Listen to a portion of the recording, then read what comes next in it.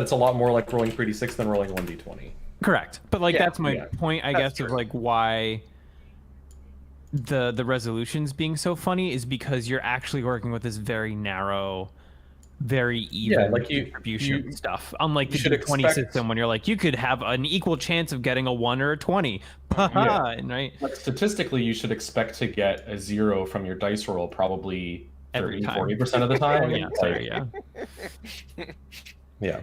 The other thing about Fate, which is I think could be a good or a bad thing depending on how you want to look at it, is there's just an outrageous amount of variance and like alternate rules. That's why I was like, why do you want to do this to yourself? Because you're like, how does damage work? How does health work? How does different skills versus descriptors work? How does this work? Oh, there's lots of variants. What do we pick here? And I'm like, okay. So the basic rules are all there and pretty easy to find. But the thing that's very frustrating is they have this codex, which was like this like monthly publication they put out at some point.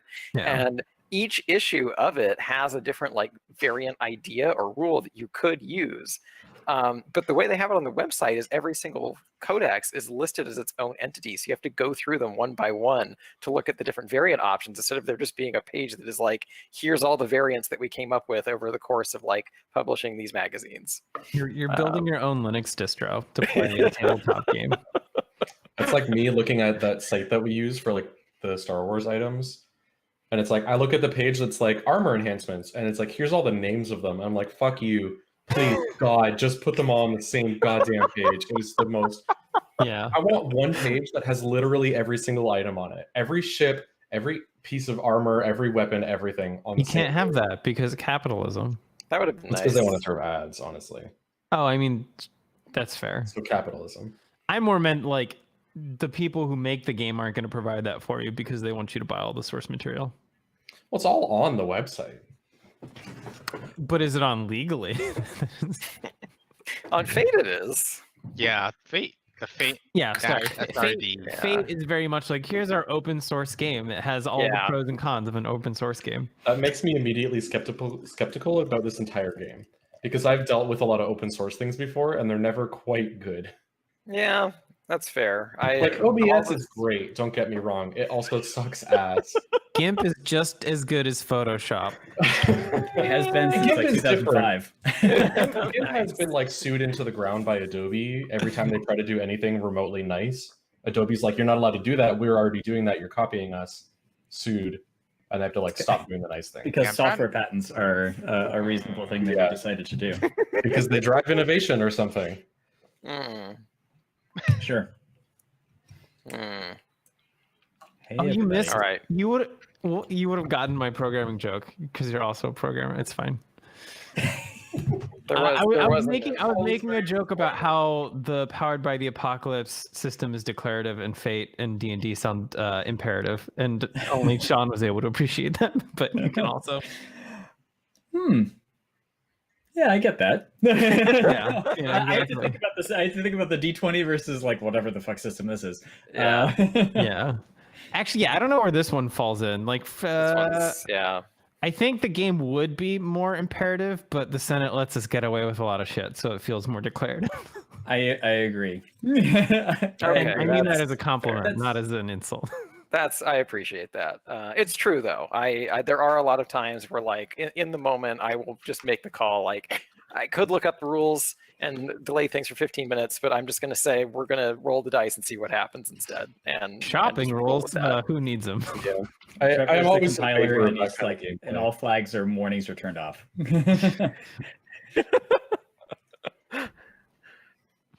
All right, looks like we're all here. Yeah. Yeah. Sorry for the delay.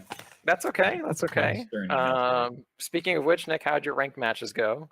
It was good. It was good. It was very close. I was it was best if like the person was nice enough to rematch after they bodied me the first game, and then I won the second two. So then it was good. Wow, I learned. You rolled it back. Yeah, it was tough. They were Ibuki, and it was Ibuki has a command grab in midair. I did not know that. That's Oh yeah. I did not make any use of that on you. I have a bad habit to just jump, and that was exploited a lot, which I was like, I had to like mentally think like, do not jump, do not jump, do not jump, and then I just walked forward and grabbed them and ended the match, and I was like, there you go.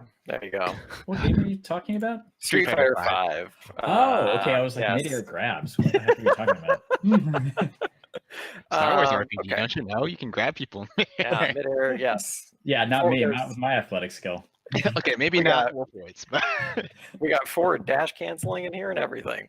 Okay. Anyone want to try and do a recap of last time, or should I do it? Who wants to? Oh dear. It's fine. Everything's fine. It's very I could try. Go for it. Let's see. We landed on Nalhutta. Wolfowitz went to try and ask about Sprax, and the lady was like, "No, fuck you." And then he was like, "Okay, Ness, you go try because I'm an officer of the Republic, and maybe that's too like stand outy." And Ness and A1 went to the gun shop owner, who was very nice to them. Wolfowitz and Ness got the coordinates to something, I think where Sprax supposedly was last seen, and then they went to talk to one of the huts, Vigo Durga, right? I think. Durga, the pretty tense situation. We were okay. They're like, "You're our guest today," and Wolfowitz pulled through with some good diplomacy as usual. Got some free drinks too.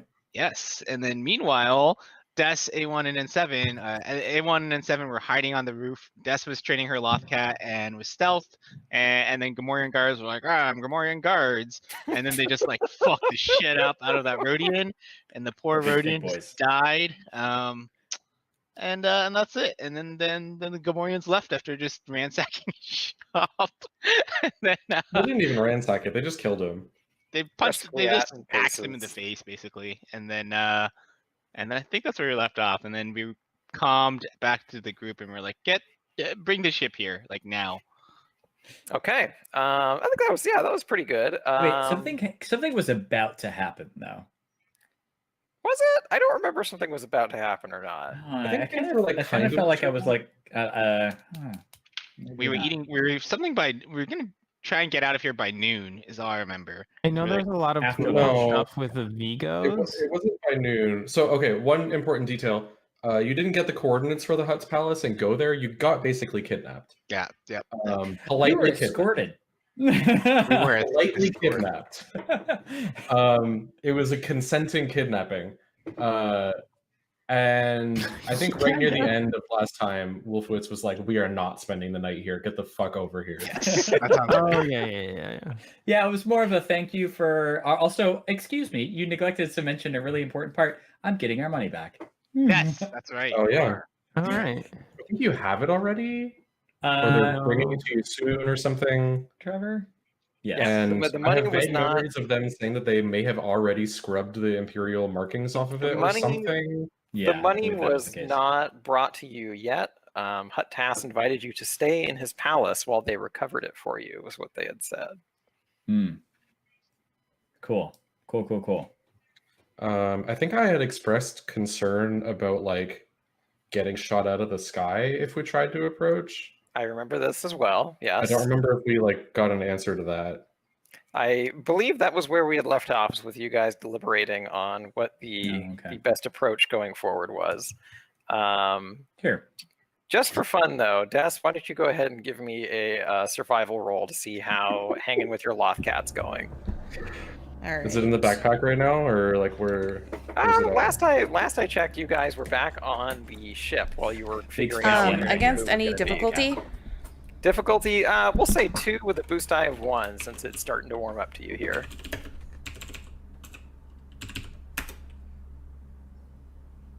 Wow, 4 successes. Okay, yeah, you and this Lothcat are starting to establish a pretty good bond here. That cat is purring. Yeah, it's purring. It's circling your legs. It's having a great time. Big cat. You are tripping over it. It is on top of your your holo communicator. Good thumbs up. Yeah. So right now, Lothcat has really enjoyed its time outside that it got, and it knows that you were responsible for it. So it's a big fan of you right now. Okay. So let's see where to start. Can I? Yeah, go ahead. I was gonna say, if you don't have anything immediate, I'm listening. What's the Twi'lek's name? The primary. Sorry, there are like 12 Twi'leks on the screen, but so the red one over here is the one that addressed you, and her name was Daisha. Daisha. Okay. Yeah. So her name was Daisha. Approach Daisha. Maybe ask a Q. Okay. Drag my good old looking self over here. Okay. Daisha. Or does she have a rank or something? She does not. Not that you are aware of. Okay. Daisha, thank you so much for the wonderful invitation. We would certainly love to stay and enjoy a bit of food and drink, but we would like to be going by nightfall at the latest. We're going to have our compatriots come pick us up. Where can they land? She turns back and says something to Tass, and he pauses for a little bit, and then he says, "Murashani Slimo," and she turns back to you. And she says, I see. That is most unfortunate. But Tass respects your wishes as a guest of the Republic in our quarters. We will be happy to give you the coordinates of a landing site they may use. And we will, of course, notify our guards to expect an incoming vehicle. And so she gives you the coordinates for a landing site somewhere near the palace. A little bit of a hike to the front doors. I guess they aren't a huge fan of passenger vehicles being close by. Yeah, well, Huts don't go very far, so I assume they always take the car. But it's close-ish. So she gives you that, and she says, as our guests, you are free to do as you wish. And then she pauses for a second, and she says, it may take some time for us to procure your funds. So if you wish to return tomorrow, perhaps, we could arrange a meeting time. Daisha, thank you, and thank Hut-Tass for your and his incredible gratitude and hospitality. It is greatly appreciated. If we should return to acquire our funds, when should we do so? When do you think that they would be ready? She, why don't you go ahead and let's see, what kind of roll would this be? This would probably be a perception roll. Yeah, why don't you go ahead and give me perception against a difficulty of, we're going to say 3.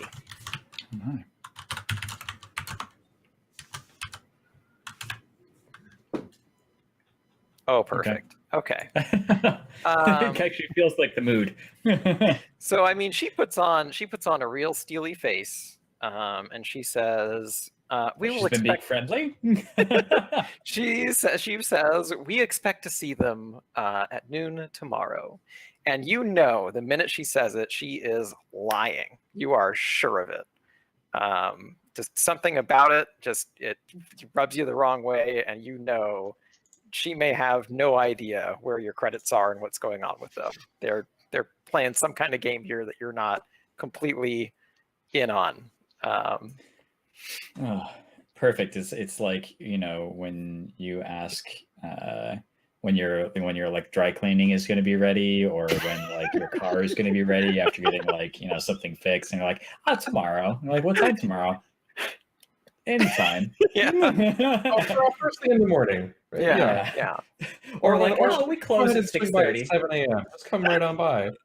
Oh yeah, or when you ask for your dry cleaning and they immediately ask for the name and then start searching for it, and you just have this feeling of they're not going to find my ticket. That's never happened. Yeah, there's a 1 in 3 chance that you're going to be told that it's currently being pressed. Yeah.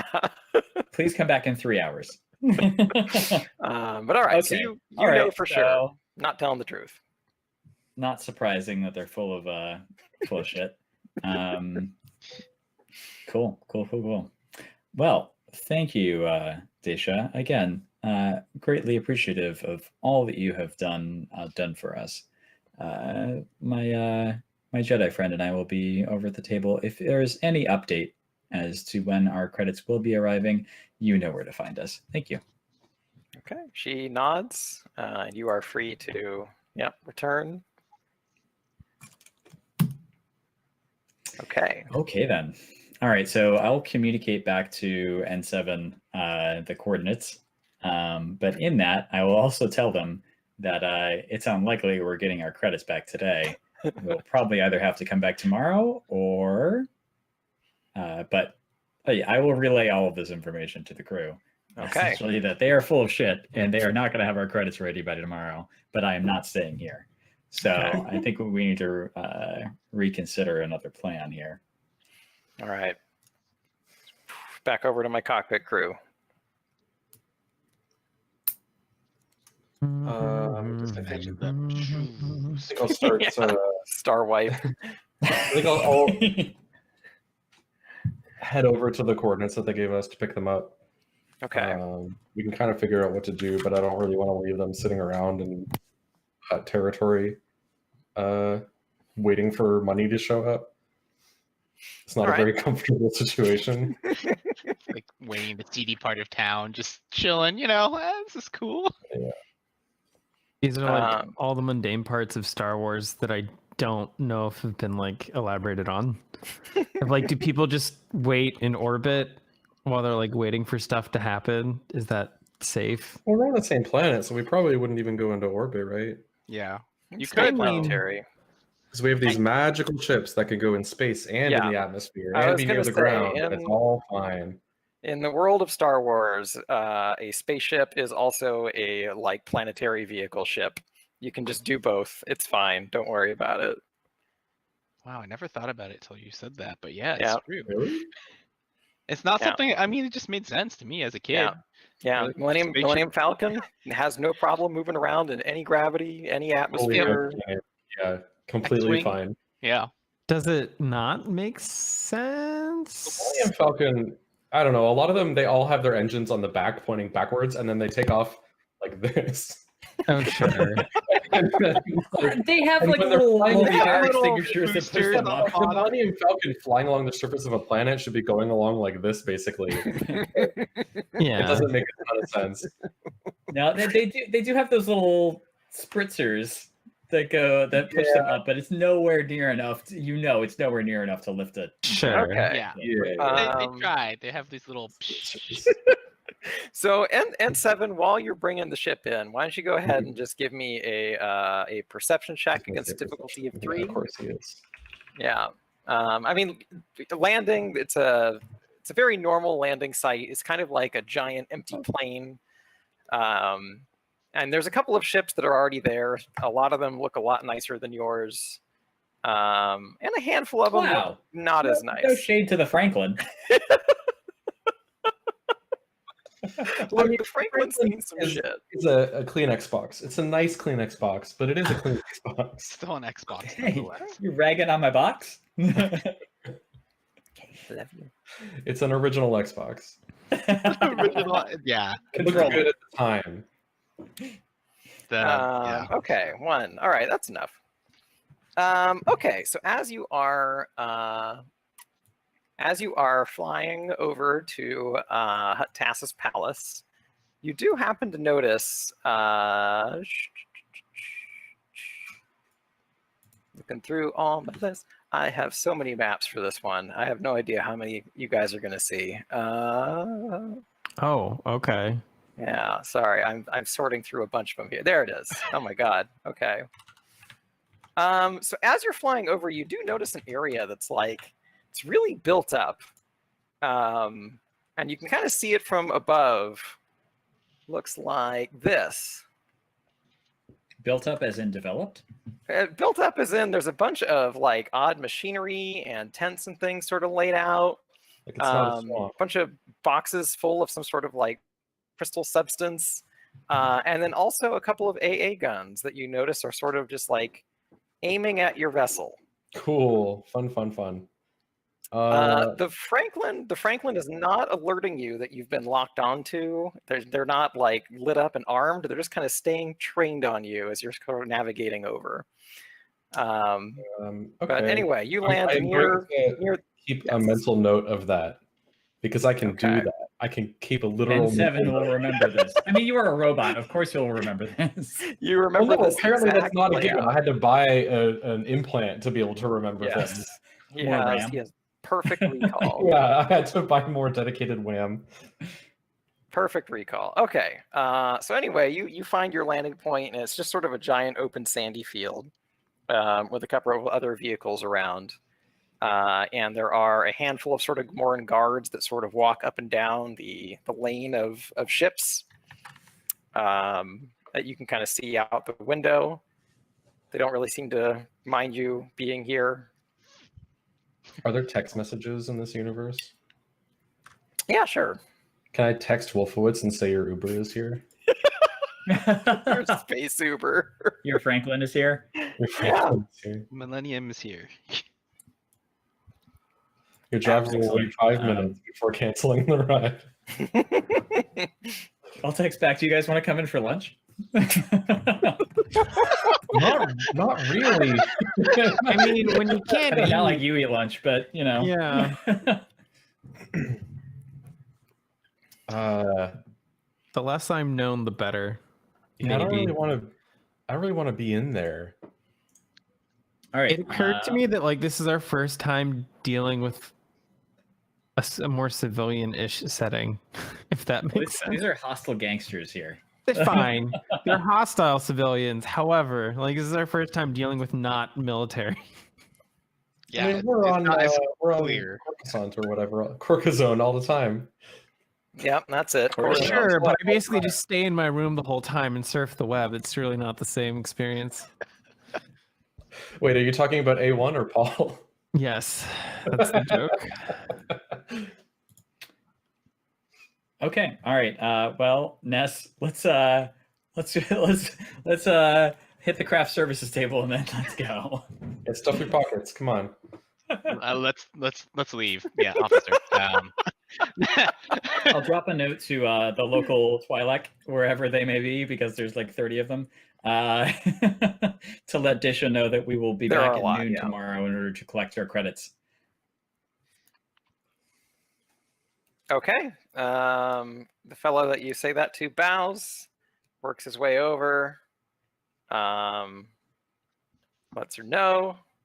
And as you guys are sort of getting up and leaving, you see her sort of watching you and just keeping her eye on you as you get up and leave the room. And I want you both to make perception checks for me. Difficulty of 3. Oh boy.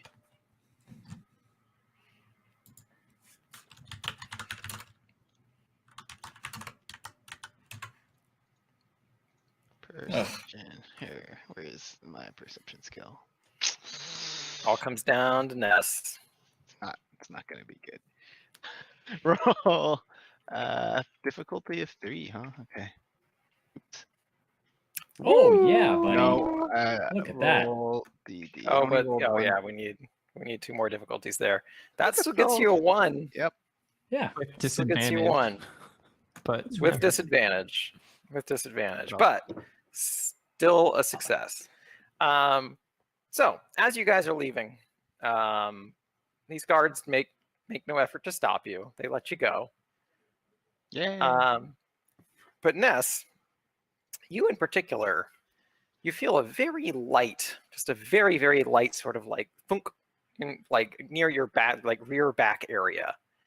It doesn't feel like a hit or like a puncture or a punch. It doesn't have that amount of force. It's more like someone just sort of like grazing your coat or something like that. And so you just very lightly, you sort of run your hand over that area, and you know exactly what they've done. There is a tracker on you. Okay. Yep. That checks out. Ness will just play it cool as they're like walking back to presumably down the corridor and out of this palace, and he'll walk closer to Wolfowitz and just kind of say in a low voice, "Officer, you're tracking us. We have tracking beacons on our backs right now." Ness, don't take them off yet. I agree. I think it'd be prudent to leave these elsewhere. Let's let them know we got to our ship safely and out of here. Exactly. Now let's see if we can get a golf cart out of here. I don't want to walk. See you guys.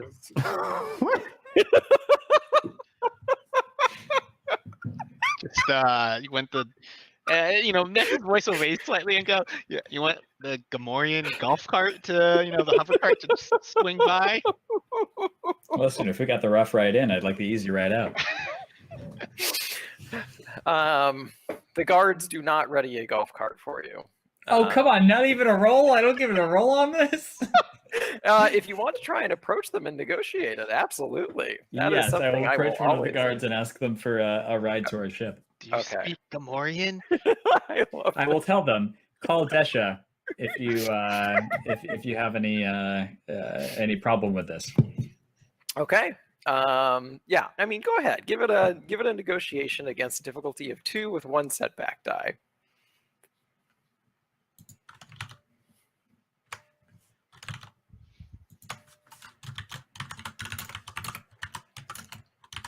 Sorry, what was that? 1 setback die, 2 difficulty. It's S, right? Yes.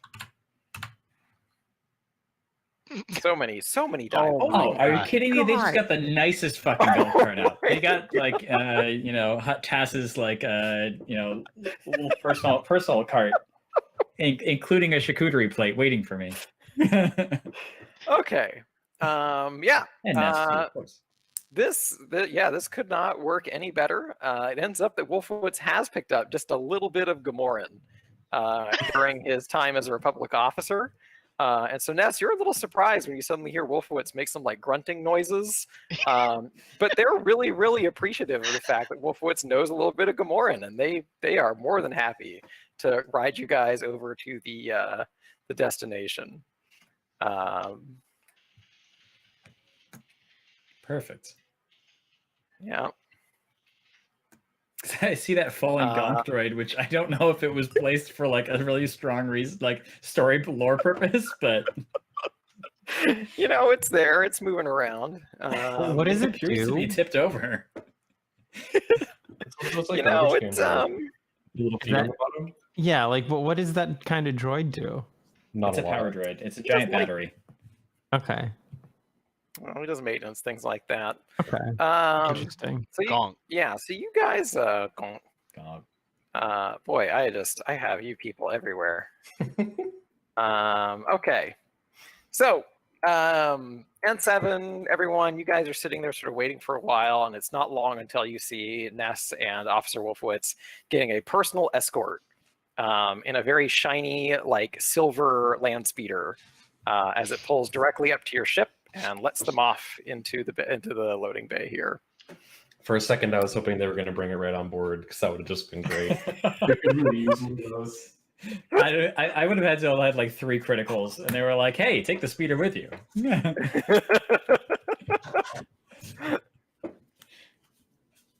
mean, they owe us 800,000 credits. Anyway, or whatever. You guys are all. They could drop a land speeder to help lighten the load a bit.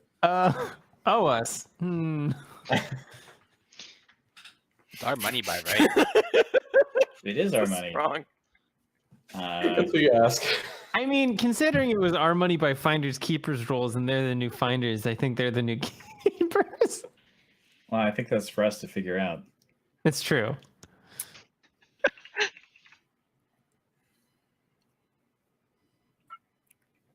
All right, so you guys arrive back at the ship. The Gamorreans make some sort of like faint goodbye motions, and then they head back to the speeder. I did not know you spoke Gamorrean. You're full of surprises, officer. Ness, did have a short stint in Grimoria right after I got out of the academy. The food was terrible, but they're nice people. You're the first person I've said say that. I'll take your word for that. I could fact check on whether or not that's what their planet is called. It's like us coming from Humania. Gamoria. I mean, we're Americans. We come from America. Look, if we ever do meet aliens and they want to call us Humania, I'm like, it kind of makes sense. It's probably one of the or their start being planet called is called Earthians. it's Earthlings or something. Earthlings. so yeah. it is close. Excellent. It is Gamor. So Gamor. Wow, all right. I really real didn't close. straight- Real I'm sure you- close.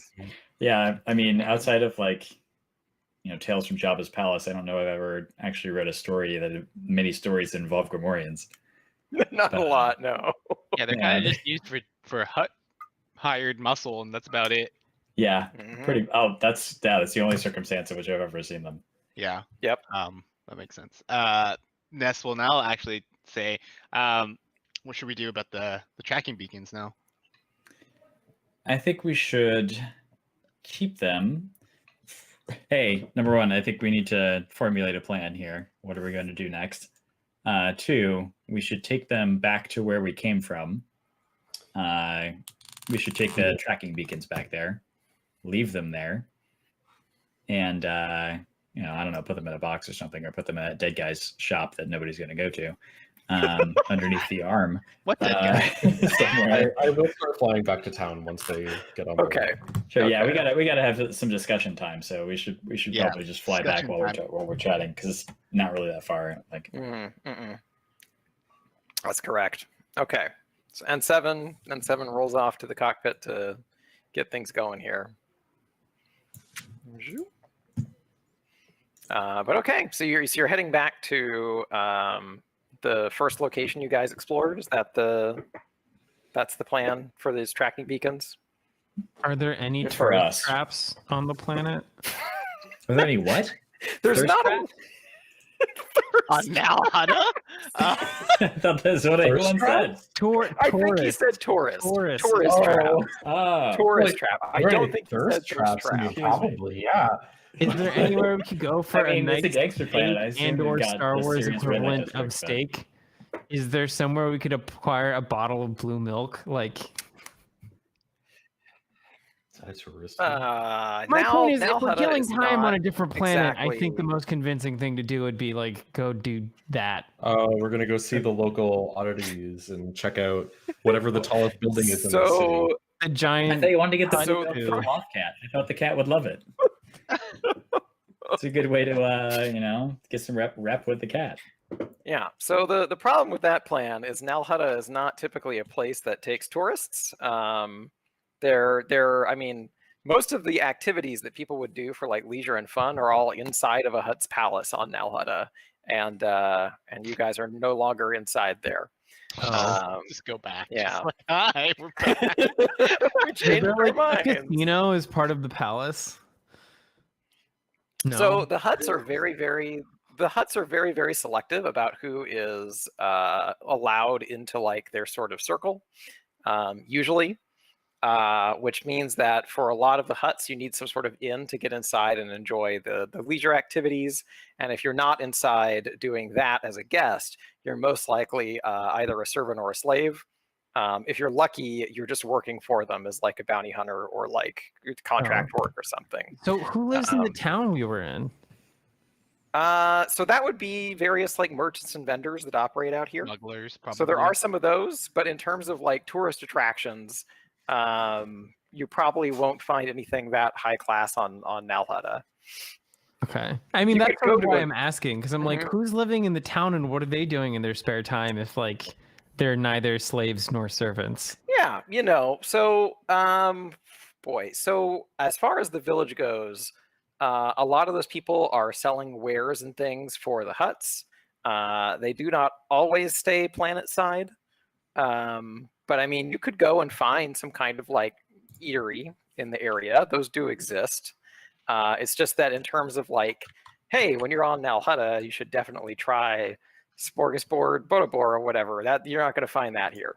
Okay. It'll most likely be just like some sort of open air market that's serving like street food, if you're lucky. I think this is my first time regretting being a droid.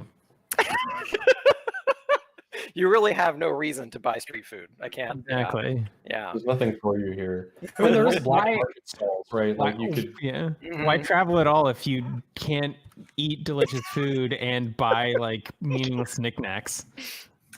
To recover 800, what was it 80,000, 800,000 800. credits? It's 800,000. 800,000 Oh, credits sure. and potentially liberate a very useful gangster. Oh, is that what we're doing now? I mean, that's what we're going to talk about. Yes. Okay, yeah. Nice. Sorry, stop me from wasting time. Let's get to it. Well, I mean, I've explained everything to the crew as far as like what's going on.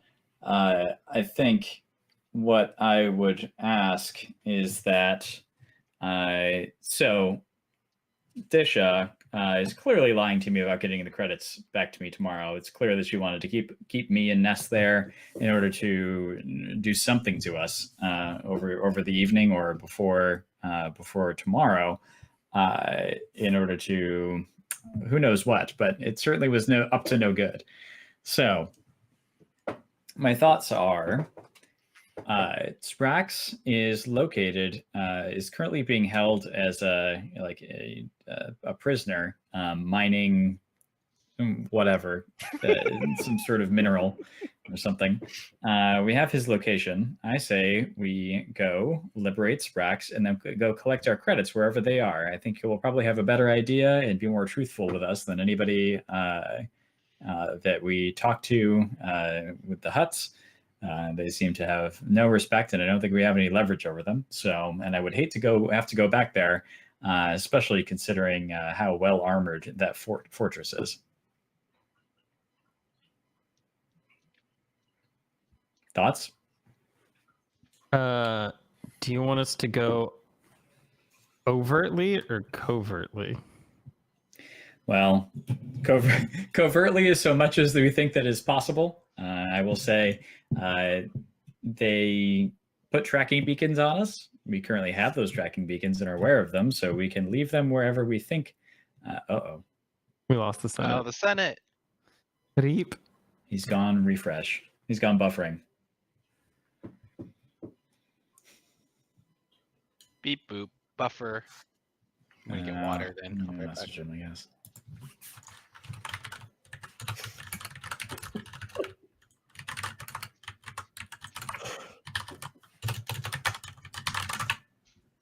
I mean, last time this happened, he was like halfway through his Hut voice.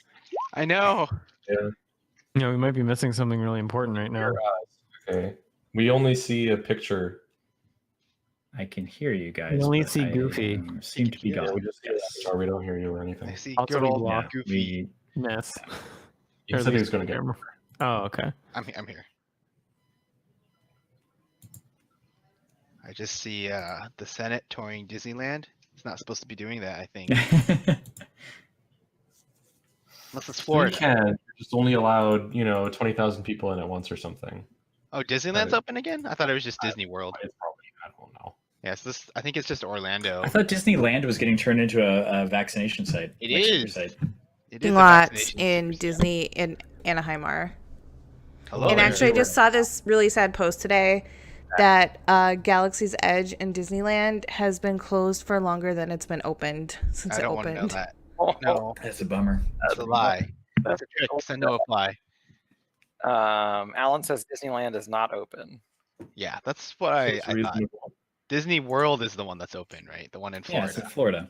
Yep. Everything's open. Classic, of course. Yeah. There. Like the gates Florida. of hell because it's COVID Florida. doesn't exist in Florida. I mean, Florida is I don't know. It's about as close as you get to hell. In my opinion. It's So- funny because I was going to say when you stepped out of that place and you asked for a golf cart, I was like, that's awfully Floridian of you. Wow. I'm getting, I am actually pretty young, so I guess I am a spring chicken. But I think we left off with Wolfowitz going over the plan. trying to Wow. convince you guys, trying to get some opinions, figure out what Um, we're going to do here. Wouldn't springing Sprax put like an awful lot of heat on us for us to then try to go to the Hutt's palace and try to collect our money with like a fugitive on board? Yeah. Well, I don't think that I don't think that they're going to give us the money willingly. I don't know that they have the money there either. So we either go back. So there's two options. One, we spring Sprax. We try to go figure out where the money really is. Or we just continue to leverage him for our own purposes, which provides its own level of value. Second, we go back tomorrow. Game plan unchanged. We go. Ness and I go try to collect our credits, probably to no avail, while the rest of you try to find out where the credits really are.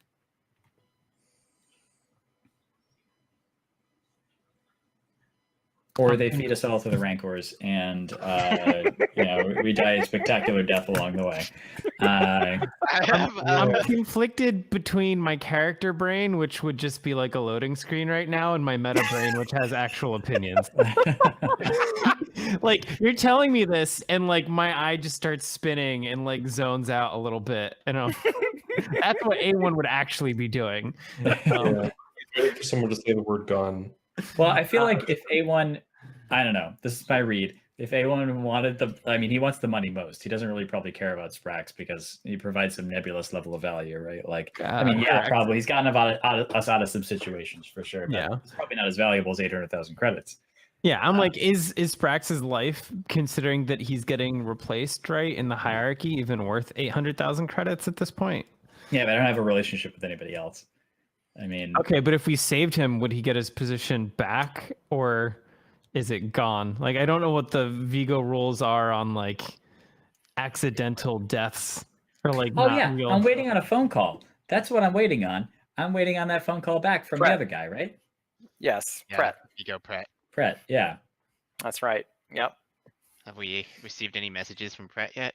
You have not, because even though it's been a week since we met, for your character's time just sort of paused. So that call actually happened only like a half hour ago, as far as game time is concerned. So it'll be a little while longer before you hear back from Pret. But you did leave that message. How will we try and spring Sprax? Like, do we know where he's being held? I think we do know where he's being held, right? It's in some mines. So Daisha said that he's So Daisha did confirm when talking to you that he is currently wasting away in the Silicax oxalate mines. She said. Is that the now Hutta version of Margaritaville? Yeah, that's it. It's the now Hutta version of the farm upstate. Looking for his shaker of Silicax. You said wasting away. I couldn't help it. Yes, wasting away in Margaritaville. So you do have confirmation as to where Sprax is. I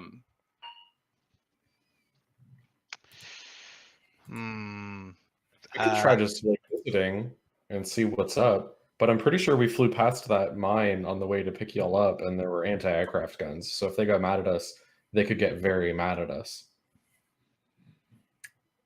Do we? I mean, since we flew past it, we have a judge of distance. How far away from the Hutt's palace, and how far, like, what the distance between where we are and the Hutt's palace? Like, what is how far away is it? 100 clicks. Whatever a click that's is. Not. I don't know. Yeah, like how much time was it between that mine and the Hutt palace, Trevor? It's not far. So the mine was closer to the landing site where you guys were. The Hutt palace is like from that landing area, you guys can see the Hutt palace on the horizon. The mine was closer to the landing site than the Hutt palace. So all in all, it's maybe like a 20-minute land speeder ride from the palace to the entrance to that mine. I see. Okay. And how long was the flight from the city to the palace? From the city to the palace, that was a little bit longer. So that was but like in our ship. In your ship, that wasn't terribly long. That was maybe like 30 minutes. So all of this stuff is pretty close together here. Are we slower than a land speeder? What now? You are not. So confused here. Yeah. So from the town to that landing site, it's like hold on. Let me try and I'll draw it out. I'll do my best to draw it out here. Drawing time. Is the Earth spherical? Or sorry, is the planet spherical? It's not. It's all non-Euclidean. Okay. That's the problem here. Okay, so I'll try and do this. So you guys have. We're gonna go. I'm gonna. Yeah. So. Palace. Mine. You don't see what you're doing, by the way. I know. Don't worry. We'll get there. You know if there's droids at these mines? Like guard droids? Thus far, the only droid anyone has spotted is that gonk droid. Okay. So we have boom, Palace. Oh no, where'd my text go? Oh god. Okay, we're having some fun internet messery tonight. Mine entrance. Landing site. It's funny that your internet always has issues with Roll20. I don't know. There were like a few slight moments during our Street Fighter matches where I got a little hiccup like here and there, but it wasn't super bad. It stayed pretty stable. I was just thinking that. There was like one or two moments where I was like, oh, there was like lag, but it wasn't so bad. But then like, you just completely dropped from Roll20 sometimes. Yeah, I don't know what's up with that. Okay, all right, so here's our map, okay? Rough map. Are we all looking at this? We are. Okay, so so palace to the mine entrance. There's a little bit of space there, but the town was in like a completely other direction from the rest of all of this stuff. I guess what I'm confused about is when we were flying from town to the landing site, you said that we passed over what appeared to be a mine with anti-aircraft guns. That is correct, and you will notice it's on the other side of the landing site. So in my mind's eye, I sort of see your vessel finding its landing spot, sort of like coming in for a plane, right? So you guys kind of went like this, came around, came back, and then found your like landing spot like right here. So it was during that little pass to find your like zone that you were cleared for that you saw that mine entrance. So it is very close by. Yeah. I don't know if the Grimorians are going to give you a golf cart ride, but Do we think we could sneak into the mine and perhaps free Sprax? And so I don't know. It's interesting. My thinking is that we probably have to go back, you and I, Ness. Yep. To keep up the illusion of what's going on, at least for the time being. In fact, we could even do so. We could leverage these little trackers to our advantage and make them think that we've gone to our room or something like that. Well, in the interim, though, the rest of the crew can go to the mining site, try to liberate Sprax, and or take hostages, and leverage that for our... Like, we'd have to discover somebody of value. But really, like, what we want to do is put pressure on the Hutts. And at the same time, if we get the bonus of freeing Sprax, that's great too. But so I was thinking about maybe I could come and try and stealth in and like stealth out with him or like do reconnaissance. I'm not really into taking hostages though. Well, you don't need to take them. We can do that. That's what we have droids for. Oh my god. Officer, I'm not sure if we need to take. I mean, it sounds like what we could do here is Des can. Number one, we need the money. Number two, we need Sprax. I'm only motivated by freeing Sprax. We need to get one or two of these things or both of these things. I'm only motivated by helping Sprax out. I'm not motivated by the money. Yeah, we know. Well, then you can. Okay. Well, no, I'm saying like then this is the perfect operation for you because you can literally you're the only one that can probably execute on actually finding Sprax without killing everybody, which should probably not be the greatest option out of the things that are on the table right now. I would suggest leaving the cat on board, but yes, I think you're uniquely qualified to fit that requirement for sure. So, are we doing like an Ocean's 11 thing? I was just thinking that, like, like you, Ness and Wolfowitz have to be like in the hut, in the hut palace, right? While we incite a slave uprising where Sprax is to try and break him out, like undercover. Yes, sort of. So Ness and I need to try to go in, go back to the huts, discover, figure out where our credits are, and then Des needs to go find Sprax. to be able to actually and kind of case the joint, as it were. And then N7 and A1 need to be kind of back up to that situation, both technical and murder skills that are represented there. Technical and murder. So is the next step a preemptive recon mission for the breakout tomorrow? Oh yeah, we need to go back.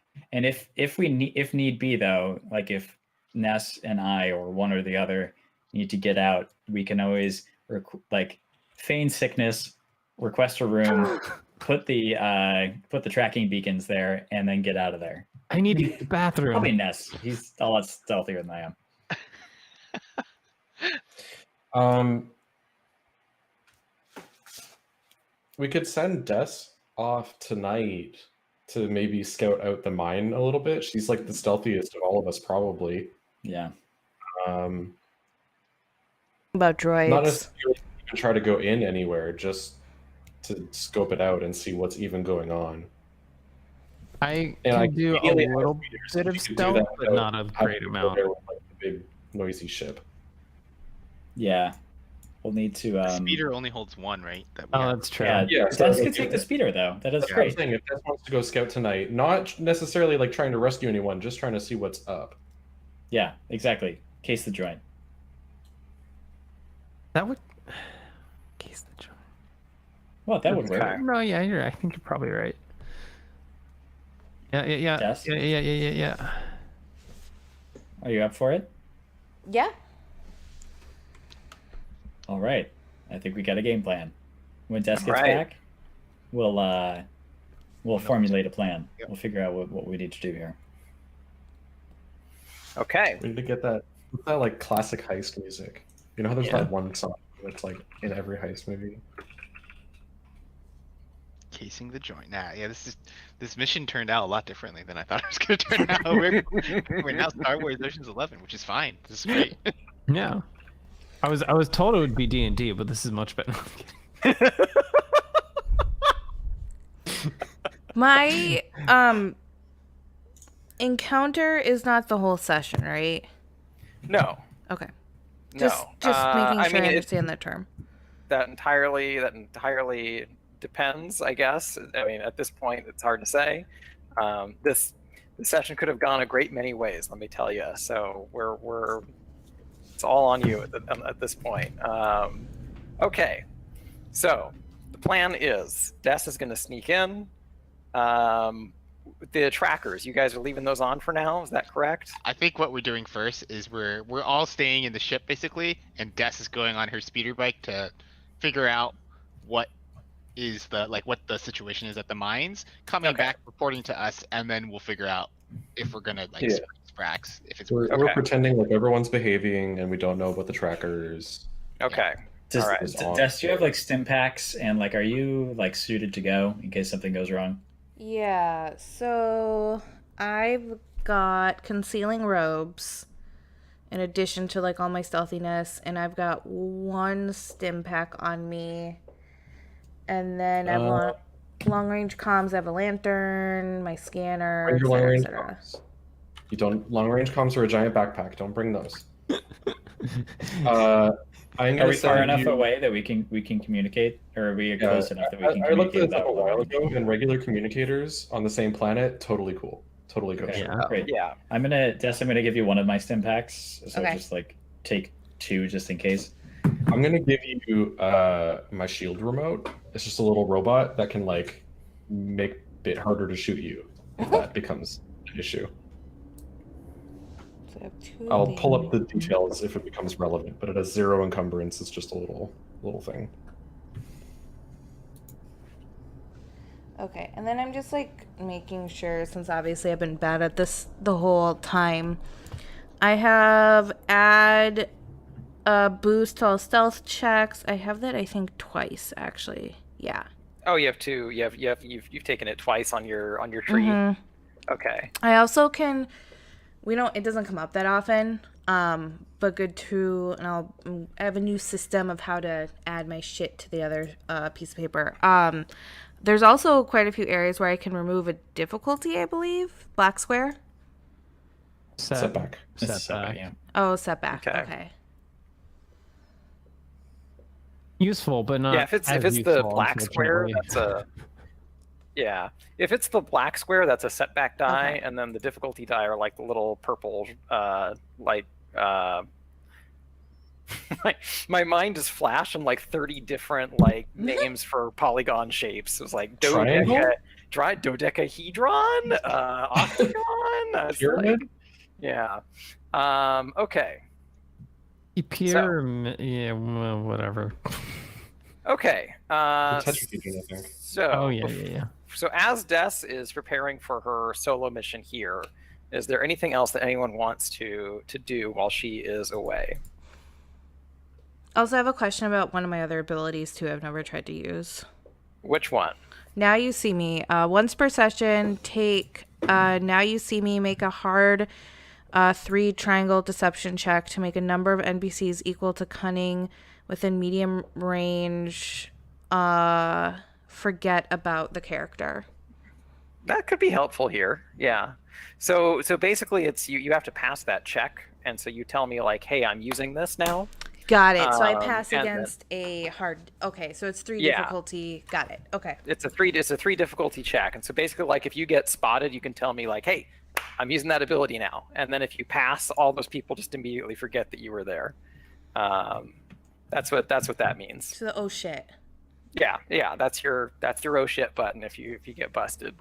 Okay, but so while Des is hopping on her speeder bike, she's getting ready to go.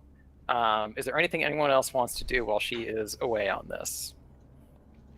Act naturally and Good. Yeah, I'm kind shop of for nervous. black market implants. I think I'm gonna go and dig through the trash and try to get some scrap because my supply is dwindling.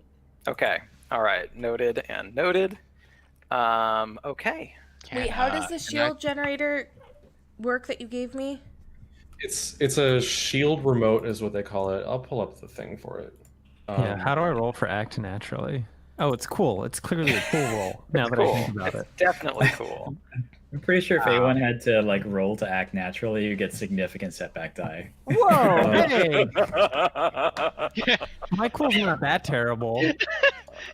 So it's like a little shield basically that like hovers around you.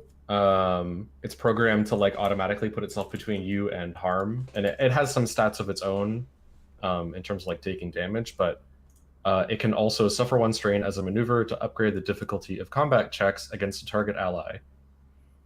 Okay, cool. So I would it's just use something that just protects you if you need it. Okay. So I'll keep it in my pocket. Before Des leaves, can I try and roll for 4C again? What is that? It's the feels the force around them, seeing what is, and it's like that look into the future peek. Ness can see the future now. Is it So like if he's force, forever frozen? or force Oh no, wait, C? he's back. He wasn't blinking for like a full minute. Hey. Okay. I'm Is here. send it back? Wait, I guess I I can here? hear you. I can Can you hear not see you. it? I can hear you. Okay, you're back. I don't know. You're kind of in and out in the video, but at least I can. There was a minute there where I thought I was disconnecting again for sure. But We might have bounced been, back. but we were mostly talking about bullshit, so it's okay. Yes. Before Des leaves, Ness wants to use the 4C again, or try to. Oh, I like that. Okay, go ahead. Loves that. I'm never sure when he says I like that if you need it. Two. Ooh. Okay. Okay. Sure. You know what, Ness? So you sort of take a cross-legged position somewhere on the ship and try to just focus real hard and tap into the force. And you see yourself in a mine, but it doesn't look quite like you would expect. There's an awful lot of water, a water that looks real gross. Oh god. It's very swamp-like. There's a lot of sort of like something glowing, something green. And you're looking at this water along the surface of it, and then something sort of floats up, and it's like a leg. You're pretty sure it's a leg. And then there's another body that sort of floats up to the surface. And then you're trying really hard to stay in that moment because it's starting to get a little unsettling. And then it's not too long later that a single eye attached to some sort of like red tendril comes up and looks at you, and then that jars you out of your little vision. Got it. Yeah, so Ness, before Des leaves, Ness will go up to her and be like, Des, you know, I had a vision from the Force. Not too sure how applicable it is to your recon mission, but if there's swamp water, just do not. I think it's pretty obvious. Don't get anywhere near the water.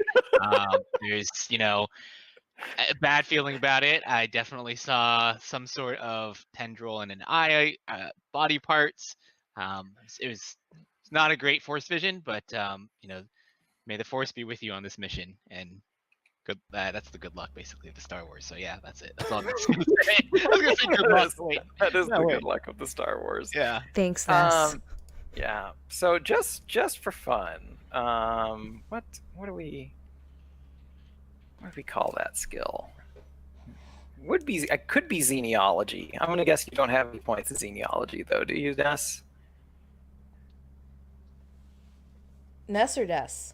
Ness or Des, either one of you. I have points in xeniology. I have I have 3 green.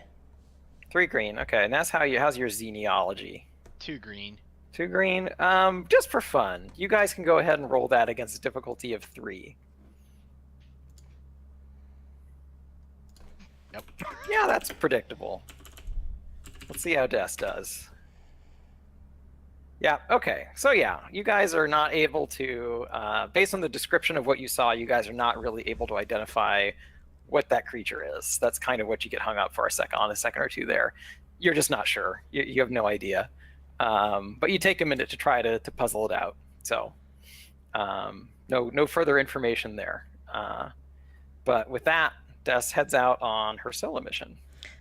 When should I roll stealth for this? Why don't you go ahead and give me that stealth roll right now? It's not against any difficulty. It's just a straight roll for me to determine how hard it's going to be for anybody to spot you should they get the opportunity. Okay. Did you leave the loft cat on the ship? All right. Ooh. Please say yes. Where's the loft cat? I left it in my room. Okay, that's good. My loft cat is nice and squared away. Not gonna take it on this. Okay. It's better. I just want to check. It's hard to read you in this loft cat lately. Loft cat is squared away on the ship. Ooh, big stealth roll. Big stealth roll. Very big stealth roll. Okay. Wow. So Des, you go ahead and pull up to the area you guys saw earlier. And we're going to drop you in right here. So first thing I'm going to have you do is give me a perception roll against a difficulty of 3.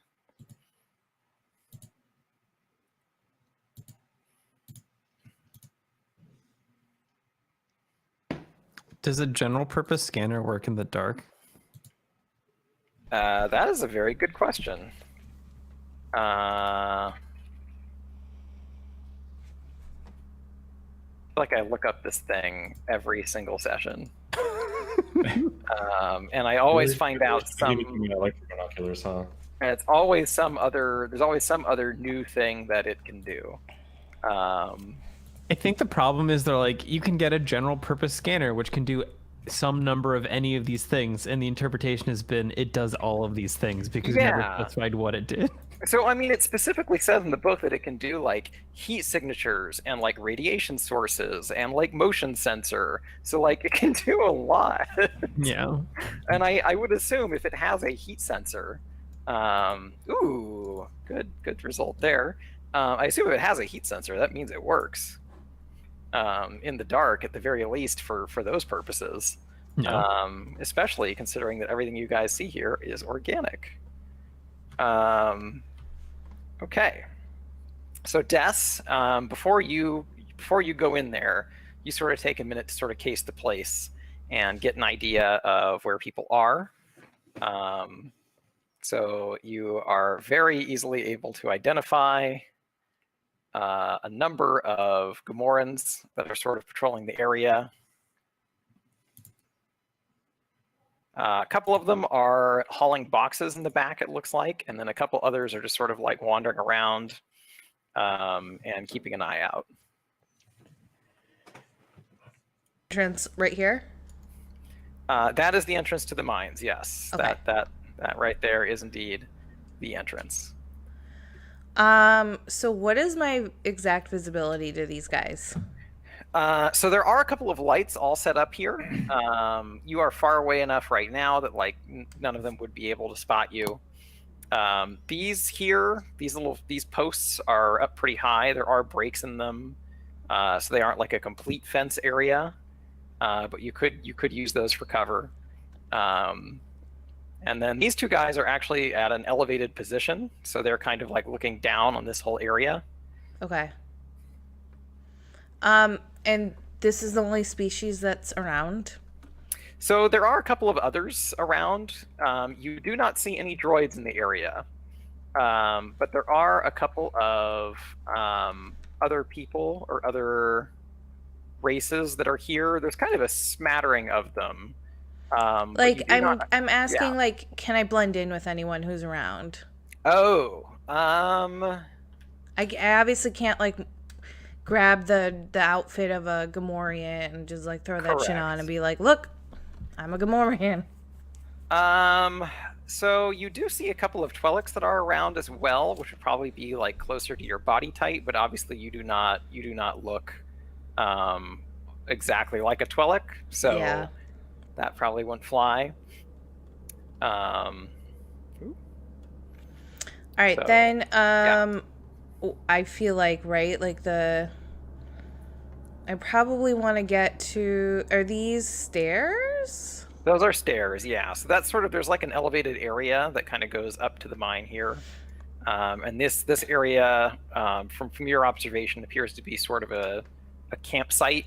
Unclear exactly what's going on there. It doesn't appear to be used for like bedding. It's not like people are sleeping there. It looks like there's some kind of storage situation happening there. I'm trying to draw these lines and it's just like wigging out. Yeah, no, that's fine. That's been happening to me a little bit too. Yeah, I think like I have too many apps open right now. I just want to crawl along the like right side to get into the mines. Okay, and I just want to kind of clear these guys checkpoint by checkpoint and kind of observe, right? Like surely they look the other way at some point. Right. Okay. All right. So let's start with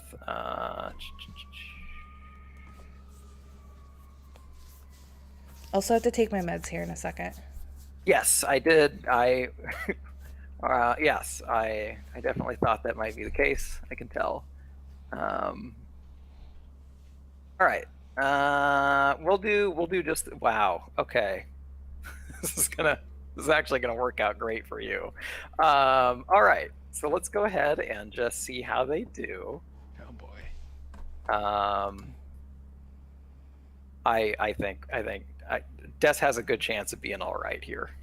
Let's say. Sweet. Yeah, that's about right. And some Gamorreans are.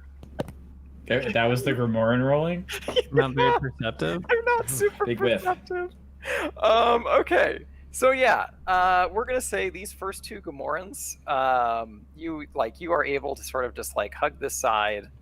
You see a Keldor pop out of the back of this tent here, but he's holding like a crate of some kind, and he starts walking this way. And you keep going up. This Gamorrean also, for now, does not see you. Okay. So you're able, I assume you're hugging the wall here? Yeah, I want to like, okay. Can I use my scanner for like heat forms or anything? To see around? Or can like, can I use perception to sense Ideally, I want heat map. So your scanner does identify like heat signatures. It doesn't give you like an exact idea, but so when you rolled that perception roll to identify everyone in the area, you're aware of all of these people right now. As for what is on the other side of this door, that you're not entirely sure of just yet. Like, do I need to get like a box and just fall in a line and just roll in? Oh, okay, I thought you were gonna make like a Solid Snake reference there. No. Oh, do like the cardboard box over the head thing? Yeah. Okay, but we can pause here before you make your next move if you want to break for meds, and I will grab a drink and we will reconvene momentarily. Okay. Be right back.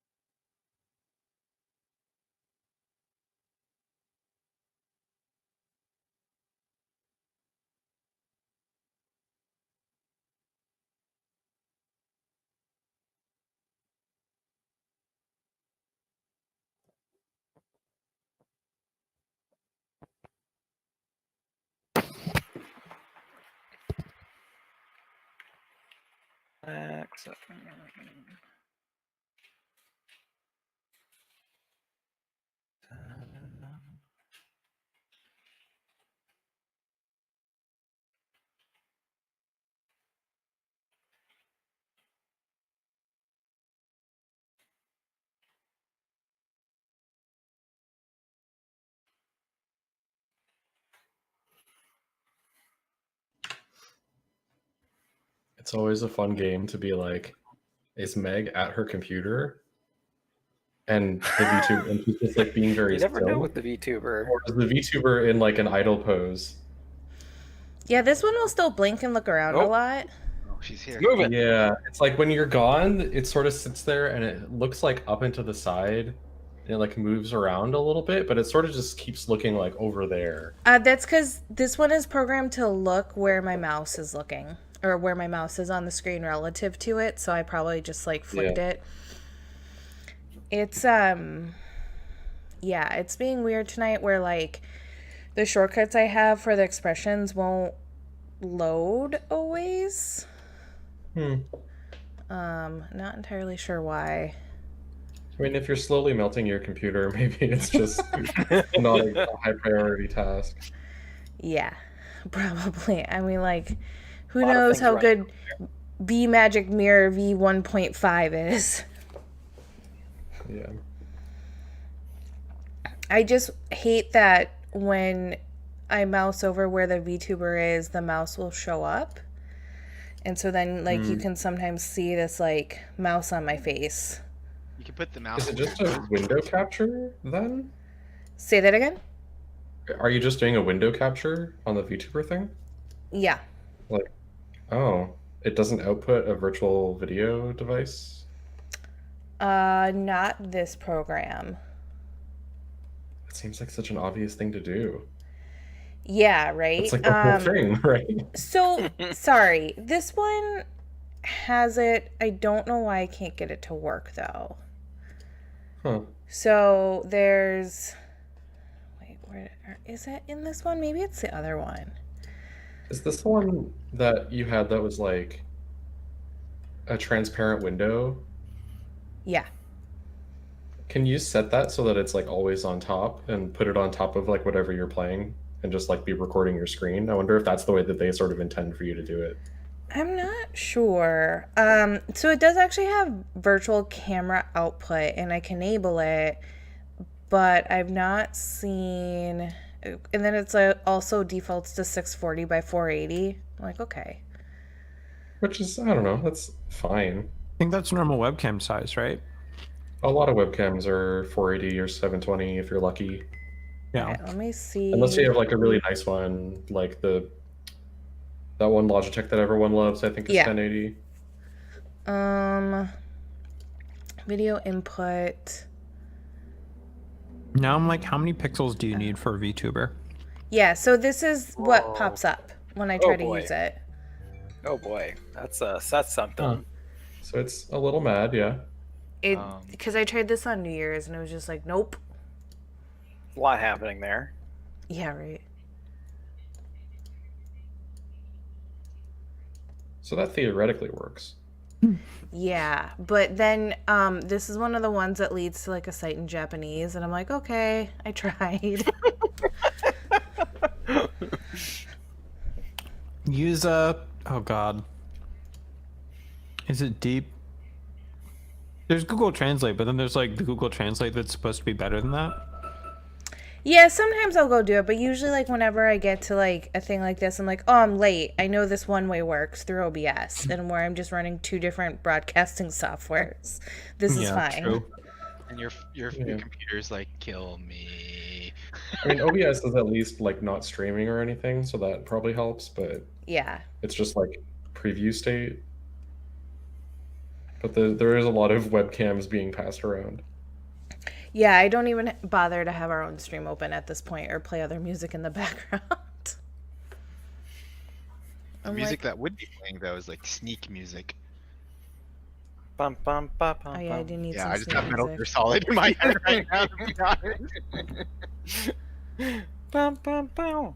As the Gamorrean I mean, guard, as soon as she got to this camp, I was like, this is fucking Metal Gear shit. I know. She's waiting for them to look away. She's got to pay attention to like the guard paths. They're like walking back and forth, but the Gormorn guards are actual NPCs, like just like in a game apparently for perception. So they're just like they could be staring in her direction, but she's too far out. So Yeah, She's she's not cone. in the cone of vision. yeah, she's like, oh, alright, it's cool. Turns. Would we cue up that sound effect if she gets spotted? Dun, dun, shh, shh. Is there a force power to distract, like to roll like a pebble off in the distance or something? Yeah, Nessa's done that. Have. What I very first want to time. start looking for. Yeah, you're right. is also computer terminals. Like, I don't know how far this guy is deep in the cave, and if it's like just as good to be like, where is he located, like what's his like designation, because I'm not trying to rescue him, I'm just trying to do reconnaissance. So maybe that's actually a better thing, is like, do I see like a computer terminal anywhere? Okay, you do actually, which we can jump right into it here. So you do see a computer terminal. So these are both anti-aircraft guns, and against them is a console of some kind. It looks a little bigger and more advanced than you would expect from just like a targeting computer. So it's possible it is hooked up to some kind of network you could access. Right, point out on the map again? Tell you what, I'll add them. I have that power. Yeah, that looks good. Let's use one of these guys. Oh, gotcha. Okay. Yeah, so I guess I'd like to try to get over there. Okay. And not be seen.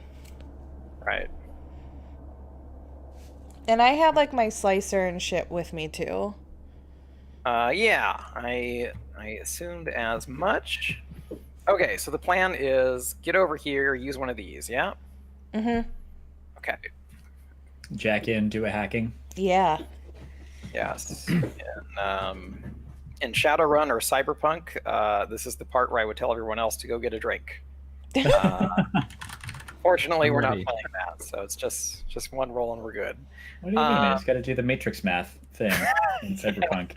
There's oh boy, yeah, yeah. In the also, I put all my points into like intelligence or whatever the intelligence. They streamlined that process very well in the video game. In the tabletop game, there's like multiple rolls, and you have to get like X number of marks to do a certain amount of things.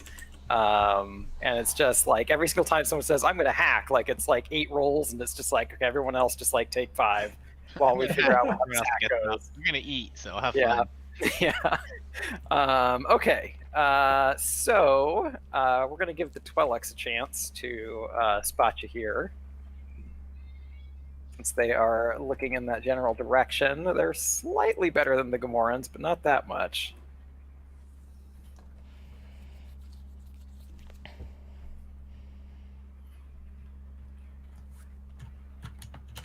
Yep, okay.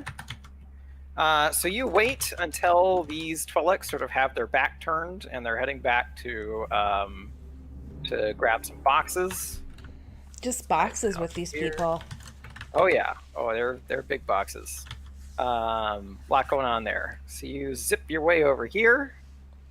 And now it's time for your computer skill. Time to do some slicing. I'm a computer. Help. Okay. So you are gonna need to let's see. This is gonna be a difficulty of 3 for your computer, and then against a setback of 2. Fuck. Okay. Not that strong. Does the slicer add anything specifically? The slicer is what is going to allow you to hack into this thing. Okay. Got it. So it's just my computer skill against a setback of 3 and 2 setback dice. That is or 3 correct. Difficulty, 2 setback. 3 difficulty, 2 setback. Oh, that's spinning a lot. It's all threat. We're just really being kept in suspense here. Wow. 5 disadvantage. Okay. Okay. So, yeah. So you mess around with this thing for quite a while. And like the security is a real pain in the ass. But this is connected to the greater sort of TAS Hut network, if you could say. And so you're going through it trying to find anything useful, but a lot of it is just in a language that you do not know. And so you're cycling through all sorts of menus that just don't make any sense to you. And then at some point, this console in particular gets locked out. And it starts making a beeping noise. I would like to quickly roll back to my previous stealthy hiding location. Time to go. I like it. Okay, so these two guards are going to start sort of like directing their attention this way. Why don't you go ahead and give me... this is going to be, we're going to say an athletics check against difficulty of 2 to kind of get out of there before anyone notices. Ooh. Oh my god. Okay. Yeah, you are a ghost in the wind. You are just gone. So you're here. And then That's these why two. I took points in athletics for this damn shit. And lots of callbacks to our first session right now. So these two, so here's what that crit gets you, is you don't know what the fuck you did to that console. But that thing is hella messed up now, and it's making a shit ton of noise. They're messing with it to try to figure out how the hell to turn it off. One of these Twilights sits down in this box to like come over and just be like, what are you guys doing? What did you do to this thing? And these three are now completely stuck in an argument. Oh no. Oh. And yelling and shouting, and these three are now completely distracted. What would you like to do next? I mean, okay, so one, I know where all the guards are. I want to locate where Sprax is, and then potentially like difficulties to get to him. I would think I'm not just gonna stick my head in the cave and be like, oh yeah, he's right here. Hey, what's up, man? I'll be back later. Sure.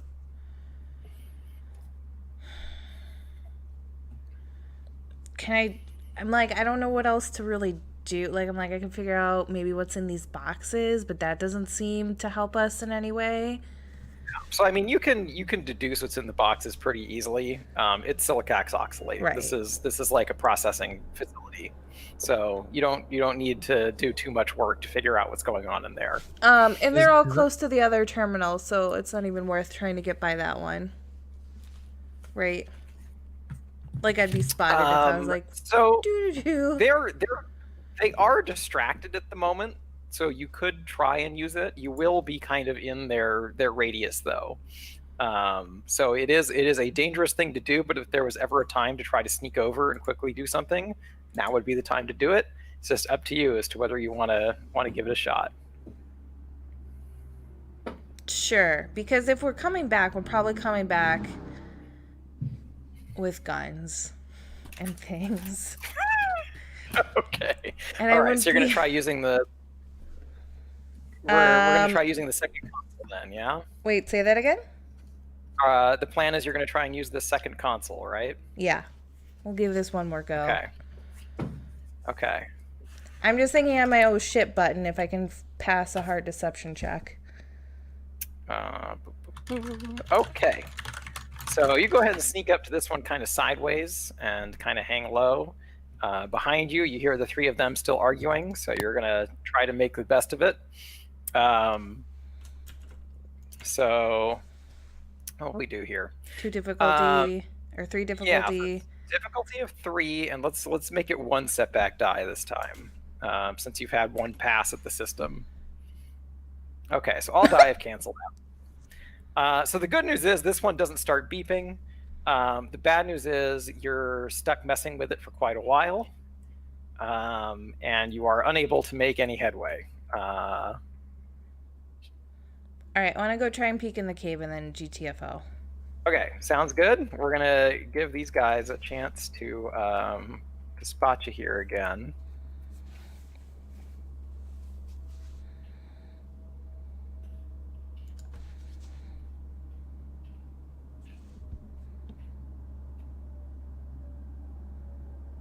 Nice.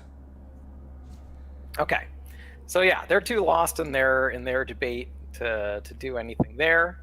So you're able to quickly sneak away. So the next plan was make it inside the cave. Yes. Mm-hmm. Okay. So the door is currently, I mean, on this map, it is currently closed, but it's constantly sort of opening and closing as people are going in and out. There are carts that are kind of being moved around. So I'm going to jump guess in a you cart would like to is try what it. you're saying? So you probably don't want to jump in the cart because I don't have them on here, but they are coming out. They are not going in. So jumping into a cart would probably not help you, but you could try and like dart between them. Yeah. Something like that. I was very much hoping for like a Minecraft ride the minecart kind of situation here. Donkey Kong Country now. We're just like, Yeah, TKC. Yeah. Yeah, some good stuff. So why don't we make this one? I'll let you choose between coordination or athletics for navigating between the carts to kind of avoid being spotted. Athletics. Okay, so that'll be a difficulty of 2 for this one. That's enough. Okay. So next time this area opens up, you sort of bounce in, and you sort of move very carefully behind a cart, and then once you're sure a guard isn't looking, you bounce to the next one, and you proceed on in. Which takes Feels us more to like a video game our next area. in my brain. Yeah, that makes sense. Okay, now I need to see where you come out. It's there. Okay. 1 sec here.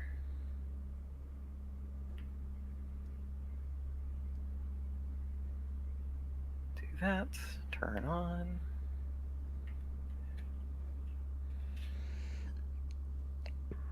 Maybe. Does my scanner have like a function that would map a place, like echo map or something? Probably not something as advanced as like an echo map, but I would say you could easily like sort of take a scan of the immediate area. Okay. How far that gets you, I'm not entirely sure. Figure that out. Name. Nope, not name. I need controlled by des. Dot. Okay. And now I can do this. And move you over there. Oh, player token thing, go there. Okay. All right, so you come out into this area here. There's not really anybody in this immediate zone that you have worked your way into. Most of the carts and everything are making their way over here, sort of the path that they're taking. Right, I can only see a small square, so just this part, right? So the carts are here. So this is as far as you can see. Okay. Is this the fog of war? This is the fog of war. So yes, there is a lot more to this map right now that you are not currently seeing. So yeah, this here is a sort of swampy area. It's like a swamp pit sort of thing. And then are there like slaves in here doing their thing? Why don't you go ahead and give me a perception roll? We'll make it a difficulty of 3 to sort of see how much of this area you can map out from where you are.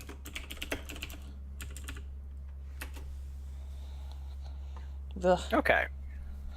So you'll get a little bit more information, but you won't get a whole lot. Is what we'll do with that.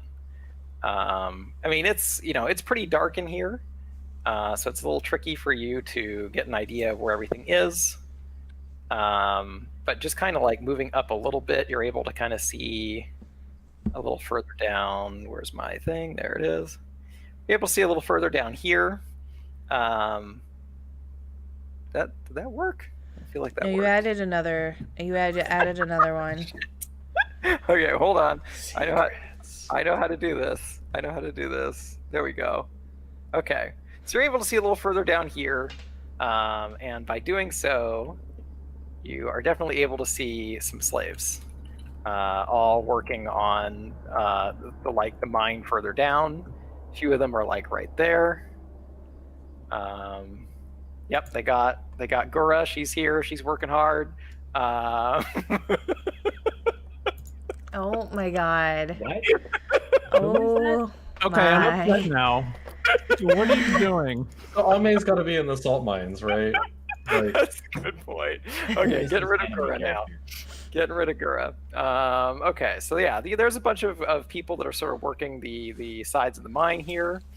I still had the Gura asset from when I made my dumb Karkadoon joke in the previous session, so we made use of it. So let's see, what else? Do I see a Sprax? Currently, no, you do not see a Sprax. You can make your way a little further up and get another shot at perception here. Okay. If you wish to do that. Okay. I'll be really sad if I sent them to the wrong mine. It'd be really funny. Okay, so you're going to bounce up here. And then we are going to...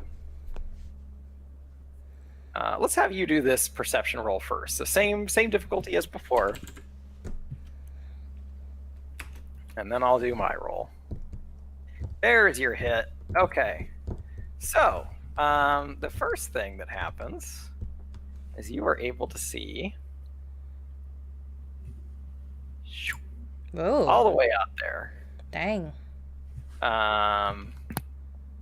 And you, well, what? Where is he? Sorry, one sec. ISIS over here as far as excellent. Okay, got him. Boom. You were able to identify Sprax. Hell yeah. So you see him loading up a bunch of My stuff. boy, my sweet, beautiful boy. You see him loading up a bunch of stuff here on carts that are they're coming in and out on this track. You did not see this track when you entered. Wherever this is going, you have no idea. It's not where you came in from.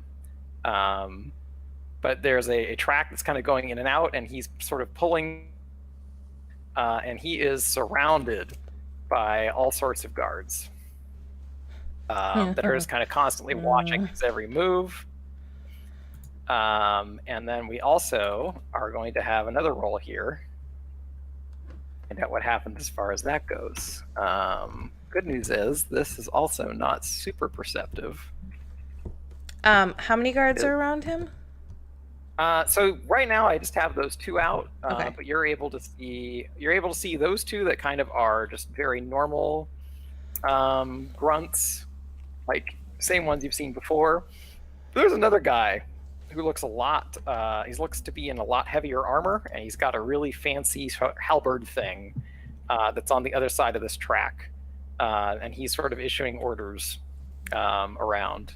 The boss. And gonna do this. Bop, bop. Oh dear. Oh dear. Oh dear. Oh dear. Okay. Oh my god.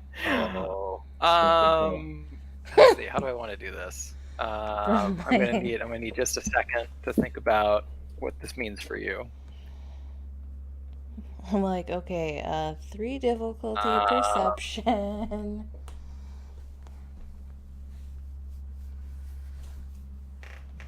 Yeah, okay. I think I know what this is. Why don't you go ahead and no, this should be a different kind of check.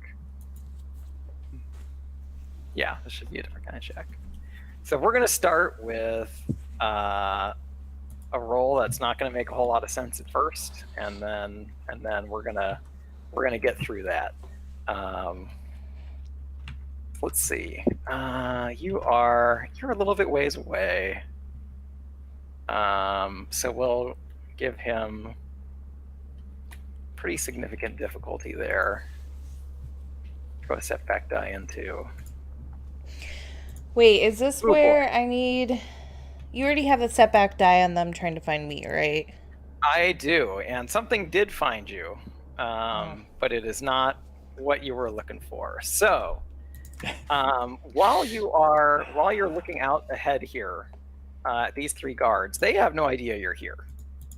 You're safe from them. You're able to identify Sprax, but as you are doing that, something else has noticed you. And you feel this sort of like slimy presence along your ankle. Oh no. And then suddenly it just tightens and starts pulling. Shit. So it's going to. This is going to be easy, did you? This is going to yank you about here for now. Did I not upload the token for this thing? That's okay. You can't see it yet anyway. But yeah, there is a tentacle currently attached to your arm, and it's starting to yank you. It's going to pull you a little bit that way. And at this point, you have a couple choices on how you want to act here. You are currently ensnared by this thing as it's yanking you in. You can either do like an athletics check to try to pull it off. Mm-hmm. You could try to cut it off with a lightsaber. Whatever option you want to go for, but you need to do something here because every turn now it's going to be you contesting this thing as it tries to pull you into the swamp. What's the move? I'm gonna try and do athletics first. Okay. So go ahead and give me an athletics check against a difficulty of 2 with a setback die. Let me just make sure this is correct. Yeah. Okay. Yep. So that thing is going to yank you a little bit further. Well, I'm gonna cut it now. So you have like a normal knife or something that isn't gonna eliminate. I have a gun, right? That I could shoot off. Activate low light mode on your lightsaber. Yeah, right. Theater mode. Does it have a night mode? Definitely Can you not. activate flux? It's a Yeah. night lightsaber. Ugh.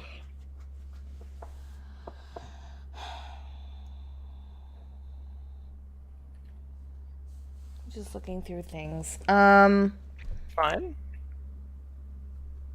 I guess it would be like, well, I take it my lightsaber is gonna attract some people. I mean, that is a risk, but I think the question is, what is the bigger risk? Yeah. I just want to, is like, it right, and worth I have a Shoto saber with accurate breach and sunder, so I just want to cut this thing off my body. Okay, so go ahead and give me a lightsaber check. This will be a difficulty of just 2. No setback die on this one.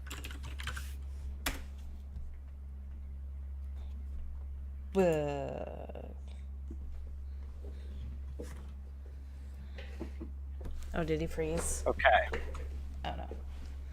I'm back. Okay.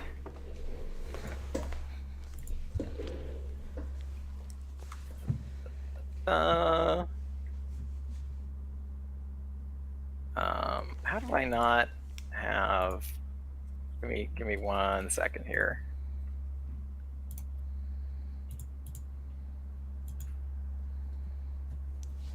There we go.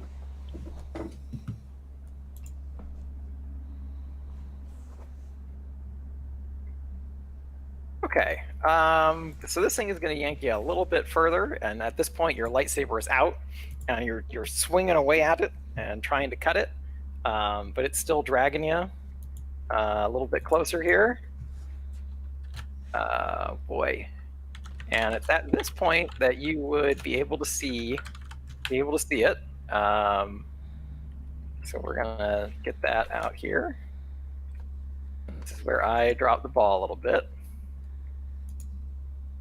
I apparently forgot to upload the token.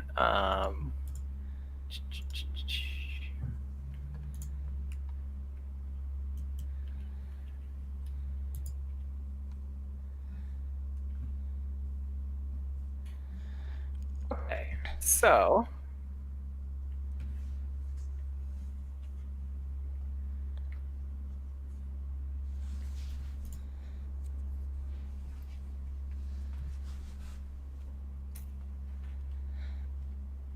there we go. I'm like, am I die now?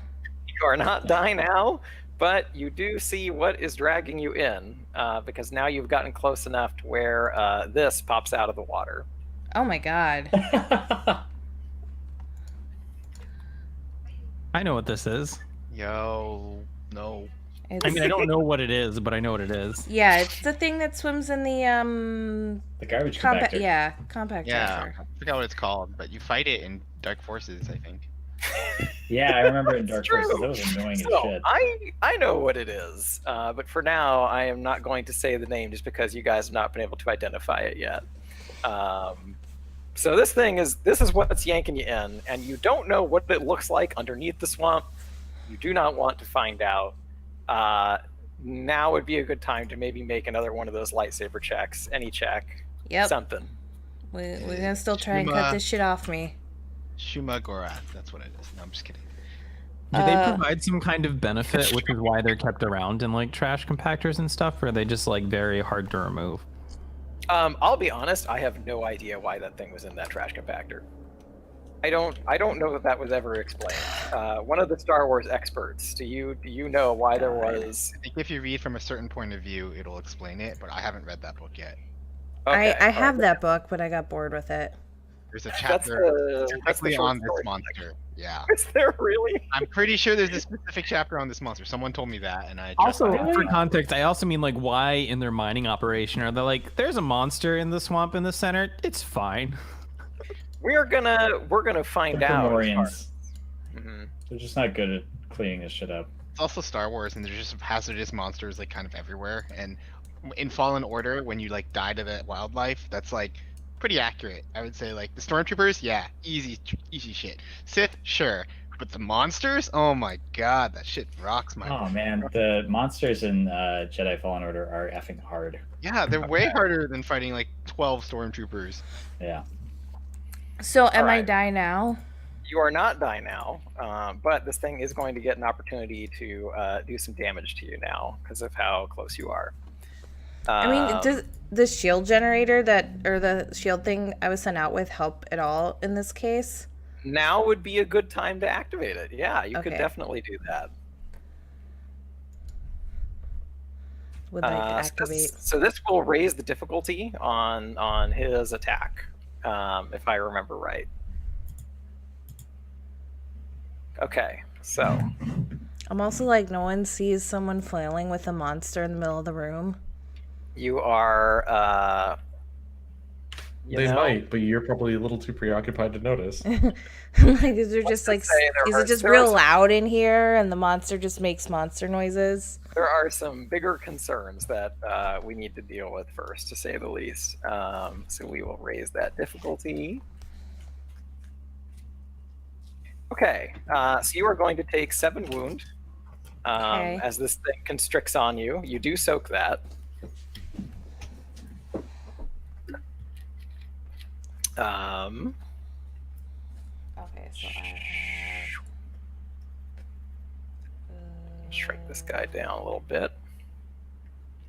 And you now have an opportunity to act again. So, I mean, I'm not going to be any better with the gun. I feel I have more dice to roll with than athletics, and it's athletics or lightsaber at this point. So those are really your best options. Yeah. So athletics, I have 2 yellow. Lightsaber, I have a green and 2 yellow. And you were giving me setback dice on the athletics, so we'll do lightsaber. Son of a bitch. Okay. Yeah. So yeah, I mean, you're still flailing at this thing, and you're like flailing into the swamp. Water is sort of flying up everywhere, and it's around this time that a couple of Gamorreans are coming around the corner at this point, along with one Twi'lek.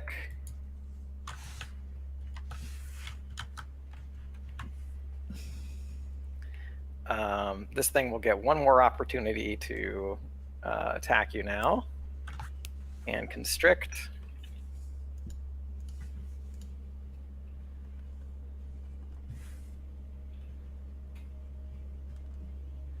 All right, so you'll take 6 damage from that one. Soak. What are you looking at? I'm at... so my soak is 3, so another 3 off of it. So I have 5 health right now. Okay. All right. So this thing is currently constricting you like crazy. and you're still flailing away at that swamp. These guys come up, having found you, and this Twi'lek male appears to be a handler of some kind. He's got this like taser prod, and these two are going to kind of get in position to try and grab you. And this Twi'lek starts prodding the tentacle, so you're going to get one more chance to act here. And you get to add you're going to add 2 boost die for this Twi'lek sort of shocking the tentacle, trying to get this thing to release its grip on you. So give it another roll. There it is. Okay, so you were fine with this thing kind of being tased. It provides enough light for you to kind of identify finally where the like husk of this tentacle is. You get a lightsaber in there and just cut it free. And it just the thing in the water just starts screaming. There's a bunch of just waters like flailing up everywhere as this thing sort of just like swims away. The Twi'lek male is sort of just like staring out over the water, just like super surprised. And these two kind of move to grab you. Can I try that oh shit card now? I was hoping you would say that. Yes, you may. Now would be a good time to do that. Okay, so it's just against a difficulty of 3 and it's deception. Mm-hmm. I won't probably pass this, but I will try. You should maybe use a destiny point. Yes. Of all the times to use a destiny point, now is a pretty good one. Drain the swamp. And it gives me a boost die of destiny points. Destiny point lets you like turn a green into a yellow. Yeah. So if you use a destiny point, you get to upgrade one of your green die into a yellow. If you do not have a yellow, you get to add a green to the roll. Destiny player. Mm-hmm. I've used a lot this. What? Oh, spelling. Almost. Distinty. There you go. Wow, look at that. Okay, so now go ahead and make that check. So now I've got 2 yellow, 1 green.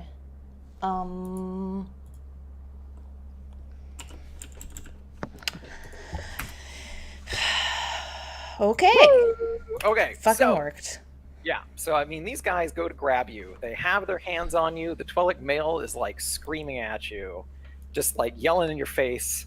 You don't completely understand what he's saying. And you just kind of like take a minute, take a breather after all that excitement, and you just channel the force, just focus on it. And you sort of find your center. And when you open your eyes, they are looking completely past you. It's like they don't even know that you're there. And you're able to just now walk past them without incident. I would like to GTFO now. Okay.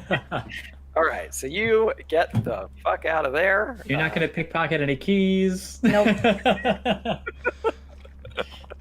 But yeah, these 3 guys are left wondering why the creature did anything. They have no idea what happened there.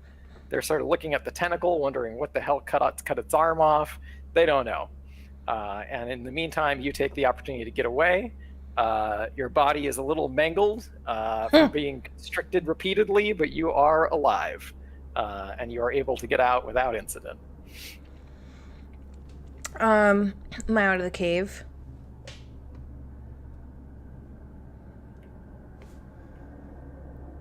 What was that? Sorry, I lost connection for like a hot Can I second leave there. the mine? Oh yeah. No, you are out of there without incident from that point point on. But you have identified where Sprax is, and now you have time to catch your breath on your way back after a harrowing encounter. Okay, so while you were on your way back, Wolfowitz, you finally get contacted by someone you've been waiting for. Pret. Oh God. Pret a Manger, my favorite restaurant in every airport and train station. Is that actually a Reddit? That's a thing, yeah. Oh so it's, yeah, you've never desperately been at a Pret taking yeah. a. So Pret I don't get to travel much, unfortunately. No. That's true. So they have existed for more than a year. No, I'm just mean like I meant like in general. I don't get to travel much. Yeah, Not so like this year. It's also a very East Coast thing. Like they're all over New York. It's basically like it is. It is a place that you can like run in, and there's just a bunch of like pre-made sandwiches and like drinks and stuff lying out. So you just buy and you go. Okay. So they're perfect. It might have been the one, I just don't remember the name. It's possible, yeah. It's a place that you can only go in a moment of desperation. Yes, that is 100% true. If you're going to a Pret a Manger, things are already off the rails. You're like late. You're running somewhere, Home Alone style. Yeah, exactly. Anyway, yes. Yeah, so you finally get contacted by Pret. Yes, good phone. And he says, "Well, if it isn't Officer Wolfowitz." Ah, Vigo Pret, so good to hear from you. How are you? He says, "Never mind about me. Tell me about what you're doing with Sprax." Have you heard the news? He says, "Who hasn't? Vigo Durga is proudly boasting that he's going to take over Sprax's domain now that Sprax has gone missing." How are you feeling about that, Vigo Pret? He says, "Well, it would be of a great disservice to me if Durga were to take over. But we also do have no idea where Sprax is officially. Unofficially, I believe I now have some indication of where he might be." I can. You can assume that that's why I'm calling, obviously, and that I do have the at least a rough location on Vigo Sprax. Unfortunately, I'm in the situation where not only is my ally, Mr. Sprax, currently indisposed in the mines here on El Hada. Vigo Durga has currently in possession of a significant number of credits of mine, and so I am calling you to see if we could perhaps mutually create some sort of arrangement, create some sort of mutually beneficial arrangement in which we can just set things right, restore the order. So Pret thinks for a minute, and he says, "What type of mineral did you say that they're mining?" Sulfate oxide? Close enough. Close enough. He knows what that is. And the minute you say it, he goes, that will be hut. It's the good white powder. The good stuff. He says, "That would be Hut Tass's mine." Indeed. He says, "Tell me, did you meet Hut Tass?" Indeed. He says, "Well, you're very lucky to have not been fed to his Dionga." I think we made we had a popular celebrity that you might remember, Mr. Nesprinto, who seems to carry a lot of weight on this planet. Really convinced Hut Tass to. At first, they claimed they were going to give us the credits back, but there was a bunch of BS. They were never going to give us the credits back. So let's just say we've decided to take a different tack than working directly with Hut Tass.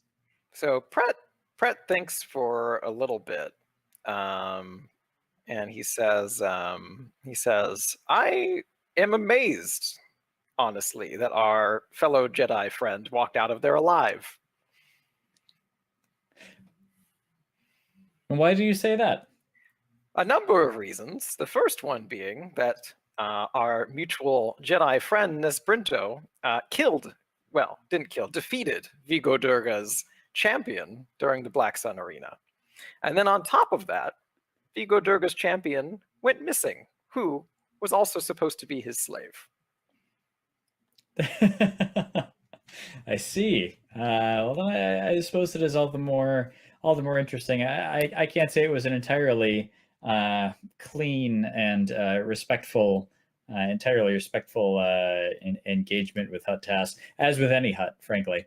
They've been tracking us, and I assume are trying to put us in some sort of bind by trying to get us to come back for our credits tomorrow. But I know that will never happen. And so I'm trying to come up with an alternative arrangement that would be both beneficial to myself, to Hut Sprax, and sort of, let's just say, like the status quo of the Vigo order. Brett thinks about it, and he says, I can think of a few ways. Tell me, do you know the location of one Bois Lachette? I might be able to find out that information.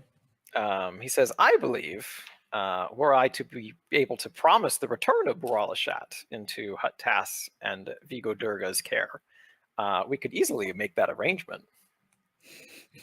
I'm not sure if I'd be able to, let's say,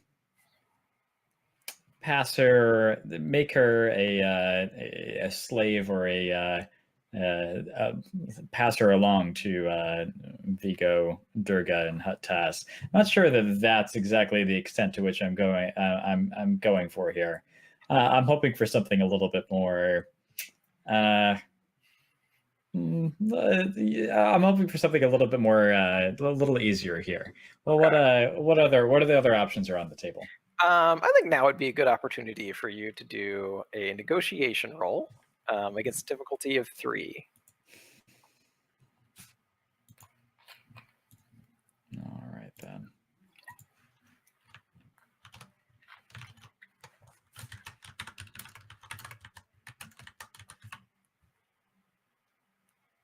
Yeah. 5 advantage. Okay. So yeah, you'll get an option, just maybe not the best possible one. But Pret thinks about it and he says, "Well, I do have an idea, but I need you to understand that this puts me in a precarious situation. So lay it on me, Pret. This will be the only time we talk of this, and if I see you afterwards, I will deny that we ever talked or that I know who you are." Is that clear? That. Okay. He says, "I believe that tomorrow I will be making a surprise visit to Tassus Palace, and he will no doubt have to pull much of his staff to entertain me. And during which time, if Sprax were to go missing, well, that would certainly not be our fault. And I certainly wouldn't know what happened to make him vanish. How does that sound?" This certainly sounds agreeable. If I could ask you only one additional favor. I'm listening, because you got advantage. The GM has. The outstanding credits that I had mentioned, and there are about 800,000 of them. If in any way you could pull some strings, they are marked for the Bank of the, was it the Bank of the Republic? Yes. Bank of America, but Bank of Republic. They are marked for the Bank of the Republic. If in any way you could extract those, I would certainly reward you generously. He says, "I can make an effort." He says, "When I make my visit tomorrow, I will inquire as to the location of these credits that I suddenly am aware he came in possession of. And if I can deduce where they are, I will pass the information on to you. As for assuring their recovery, that I cannot promise right now." Fair enough. We'll see what happens during the engagement, during your entertaining hour with Hut Tas. He says, "Best of luck to you, Wolfwoods. I can send you a little bit of the layout of the inside of Hut Tas's palace, but as far as the mines, I'm afraid that information is far out of my hands." Well, that would be, again, greatly helpful. And if only you could tell me about your arrival at Hut Tas's palace might be, so that we could sync up. Yeah. So he will. He sends you what time he expects to arrive. It'll be probably like late afternoon the following day. So shortly after you are supposed to arrive for that meeting for the credits. Great. Excellent. Thank you. Thank you, Vigo Brett. Again, always a pleasure. If you ever need me, you have my number. He says, yes, I do. But you and I did not talk today. And he hangs up. All right. And I'll relay the rest of this information to the crew. Okay. And let them know essentially that it still seems like a good idea to at least send me back at the appropriate time. And perhaps Ness as well, just to keep up the charade, while we allow, again, while we try to potentially extract Sprax, and at the same time determine the location of the credits, and myself and Ness could potentially play a little switcheroo and try to abscond with the credits. And yes, this is an Ocean's 11 style situation. 100%. We're doing a heist. This is awesome. Yeah, we're doing a heist. Sounds good to me, Officer Wolfowitz. I think as long as the hut doesn't require me to take off this hood, we should be all right. Seems like the disguise has fooled them for now. Wait, is Des back yet? I was just about to say it was shortly after your call where Des arrives back at the ship, and it's not hard to tell that something happened out there, considering that she is covered in swamp water and bruises. That's what happened. Didn't I say to stay away from swamp? I mean, I'm back. Well, the swamp didn't stay away from you, I can tell that. I might need some time in the back to tank. So I found Sprax, but it came at no small cost to my own body. So I was able to sneak in. I tried to get on their computers. I couldn't. The place is pretty guarded. I was able to sneak past the Gamorreans, but they're on patrol, just kind of constant in and out of the mine. There's carts coming out of the entrance. I was able to make it in, and Twi'leks that are roaming. And then, yes, there is indeed a swamp filled with a large tentacle monster of some sort that I was not able to identify, who almost got me. But I was able to lean into the Force and get away. But yeah, Sprax is there, and there's a very big, heavily guarded man. I don't know the race or the alien species guarding him. So yeah, it's guarded in there, and there's a formidable monster that almost got me. Not even the big boss. Wait, big boss? What do you mean? Unintentional Solid Snake references. The guy guarding Sprax. I mean, he's flanked. I know what you actually meant. It was just funny. Yeah. Please call me Die Hard Man. Well, this.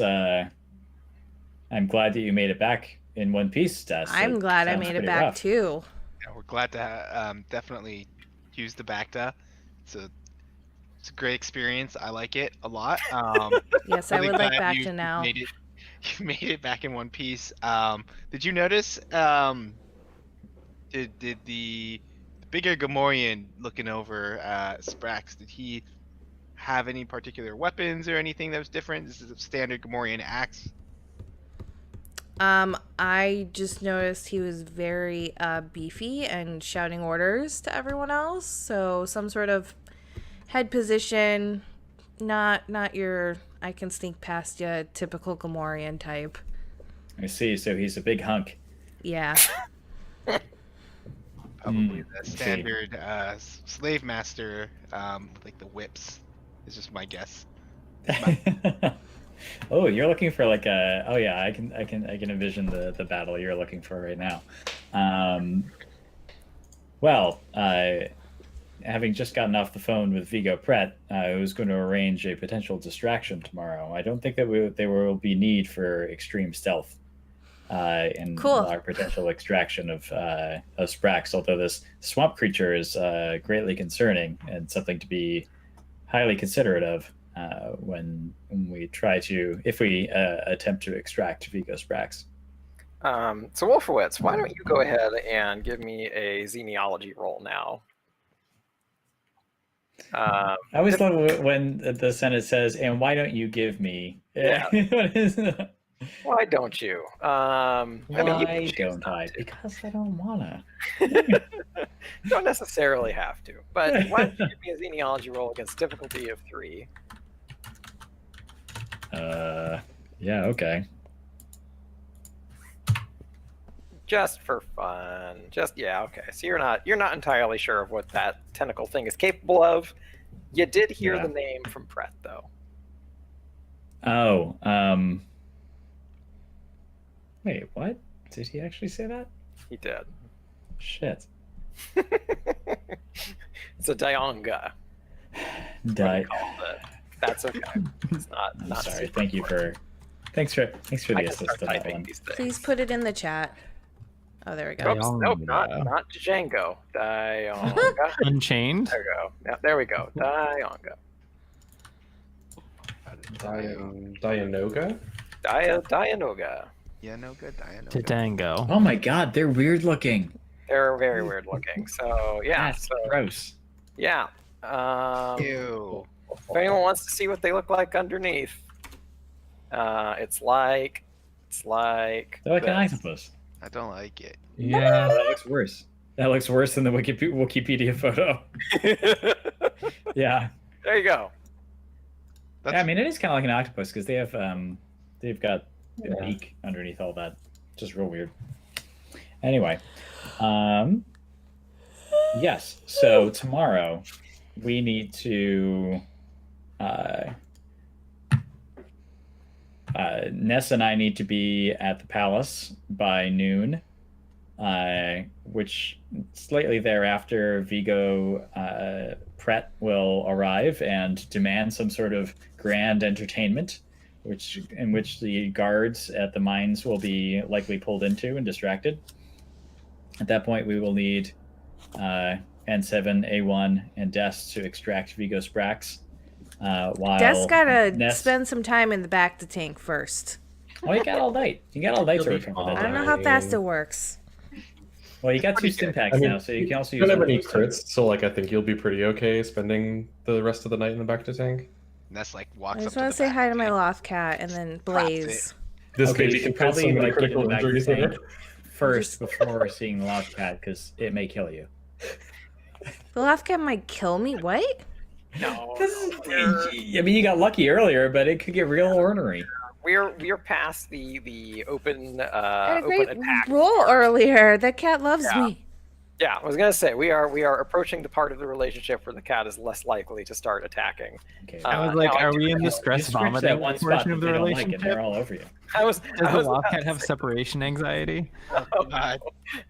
You do go a little feral when you don't see. I was about to say that when a cat loves you, it does not necessarily mean that it does not attack you still. That is a thing I'm very aware of. It shows its love. Yeah, love it. It's great. Yeah, something like that.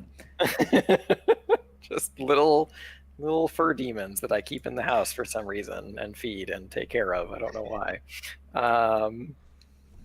Toxoplasmosis. That's what makes you love a cat. Anyway, so why don't you, Des? I keep saying, why don't you, Des? Let's see.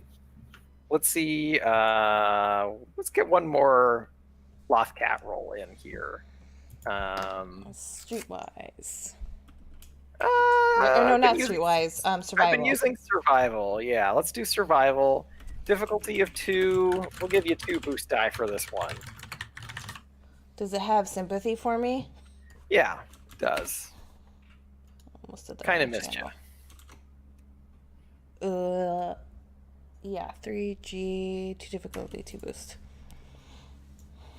Yeah. Cat's happy to see you. Another little +1 for your relationship with your loft cat. Does this mean it didn't shit in my bed? It did not. It did not shit in your bed. Okay, great. There are some signs that it maybe tried to get out of your room. Does it have a scratching post? Yeah, a couple little scratching marks underneath the door. But other than that, you know, it's very well behaved and kind of happy to see you. So, Lothcat relationship progressing well now. I really need that sim status bar in relationships. Yes.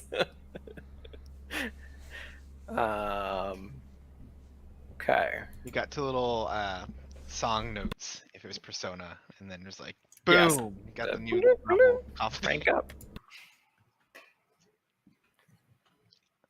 Um, Okay.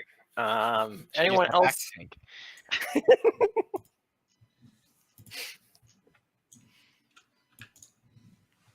Okay, so Des, you're getting in the back to tank, yes? Do we After that, think it's Yep. a good idea to send A1? Oh, they have A1. It'll be fine. What? Huh? What's happening now? Just thinking about the Dianoga or whatever. yeah, I think Dianoga might be how you pronounce it. Just figuring out if the three of them are trying to spring Sprax, I'm just trying to see if like, hey, you know, are they going to be okay against that, or do they need a little more muscle there, in terms of killing it? But I think they have A1, so it'll be fine. He was in the mine, right? Yeah. Yeah, all the Twi'leks are going to be gone, I assume. And the Grimorians, there'll probably be a couple of Grimorian guards, and the boss will probably be there, I'm sure. I mean, I've many questions of like, do they have shifts? Are we like making chaos in the camp? Are we trying to sneak in and just get out Sprax? Did we discuss that kind of stuff? Well, the goal is to get Sprax. I don't know if there's anything else of value there that you would want. Oh no, I don't mean that we're trying to get anything else out. I just mean that like we could just create mass chaos and then find Sprax among it and get him out, rather than trying to be like sneak in, kill the swamp thing, and get out with Sprax. I think you're gonna have to make that judgment when you're all around the ground, because like the expectation is that there will be a thinner crew than there was when Des was there. Right. So I wouldn't expect that there'd be as many people there. But if there are, then, or if there are more than we expect, then the chaos option might be on the table. I don't know. I would assume though that you would put another way, break him out, kill everybody. Sniping if is I my was at special. a mining camp and like half the guards were missing, So- that's the perfect time for an uprising. Yeah. So Or something. Yeah, I mean, listen, you do you. Whatever whatever you think is the right option here that doesn't get Sprax killed, that would be great. Because I doubt the credits are there. I mean, you could probably steal some of this mineral or whatever along the way if that's of interest. I don't know what it really is useful for. What is it useful for? Do we know? yeah, if I had some downtime, I feel like I might be looking that up because I am very curious about it. Yeah, I feel like that's a total N7 move. Yeah. So, Can I sell it? yeah. So, I mean, there's a few fun properties of Silicax oxalate. It actually makes a pretty good mineral for a number of household items and accoutrements. But the real thing people like with it is that if you melt it, you feel real good when that vapor is in the air. And that is the main thing that people in the underworld, at least, really want it for. Not so much its efficient. Is this like pot, coke, meth? Like where in that spectrum are we looking at? It is. It's a drug. It is definitely more akin to pot in terms of how it feels to inhale. That is probably the closest. I mean more in terms of like rarity and illegality. Got it. Pot. Still pot. Okay. Yeah. Huh. It is Interesting. Somewhat readily available. It's probably not illegal in some places, maybe on the goody two shoes like Jedi planets. Exactly. Core worlds, not as big of fans. What do we got there? Oh, okay. No worries. So yeah, if you were to snag some of that, you could probably sell it. Droid probably not going to get much use out of actually trying to inhale it. No. But if you were to snag it, you could probably make some decent amount of credits off of it. But I could pump it through the vents in the ship and calm down all those stupid humans on board. I like the way you think. It's a cat tranquilizer right there. That's what that is. I mean, the less interesting thing is we couldn't like set off an explosion or something to melt a bunch of it in the camp, and then it would knock out the guards. It's not. It's not explosive. Well, I'm not looking for explosive. Yeah. I'm No, looking for like- what is the sedative and/or disorienting properties of this drug. And if they're just mildly high, I don't know if that's gonna do it for us.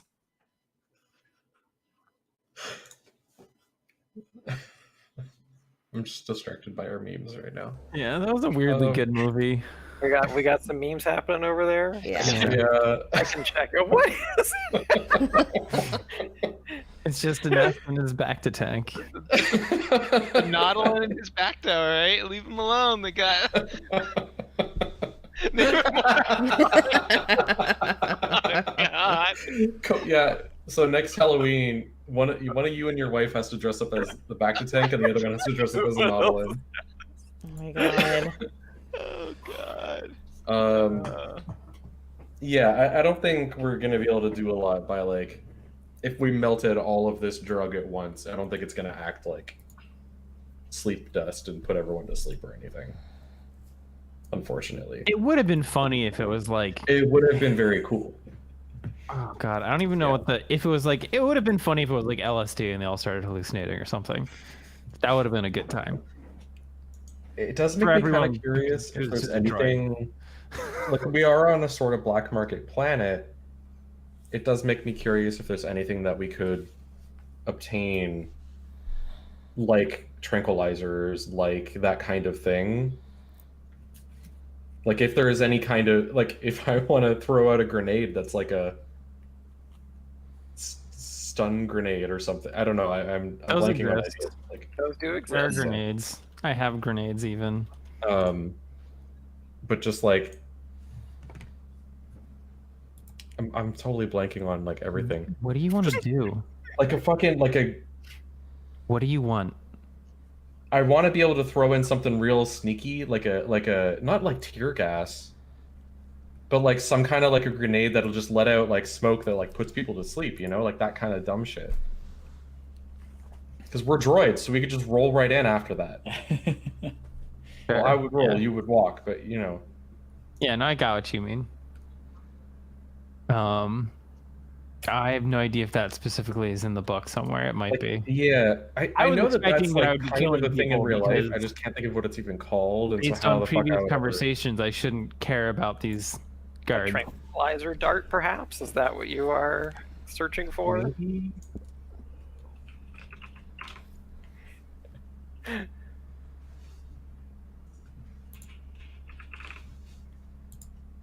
Knockout grenade. This non-lethal weapon is filled with tranquilizer gas that rapidly subdues most living things within the blast radius. Yeah. There you go. That sounds about like what I'm looking for. Okay. Good luck using it, though.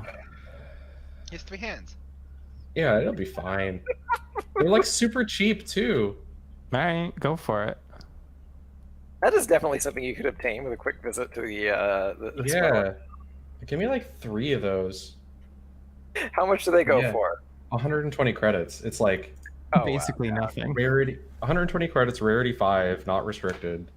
Okay. And not a so we could probably just make a deal. bunch of them. Quick. I don't know how that works. Yeah, scrap It'll is take a running a little little while. after the. I am after pretty the low on speeder bike. scrap, yeah. Oh, actually? Yeah. Speeder Huh. bikes are a lot of scrap to use to I make. see. Are y'all trying to craft non-lethal weapons to take out all these? There are some non-lethal items that are being purchased. N7 makes a trip to the black market area. Obtains some weapons. Yeah. Just going to the old Walmart, you know? I do have to wonder, like, what the scrap laws are. Like, can we just go to a junk heap and be like, take a bunch of scrap? Give us all the scrap. They would charge you for it. Okay. Yeah. I think Wattos of the world would not like that. The Yeah, Wattos of the the world. Wattos of the world are would like your money. Yeah. It's not a charity case.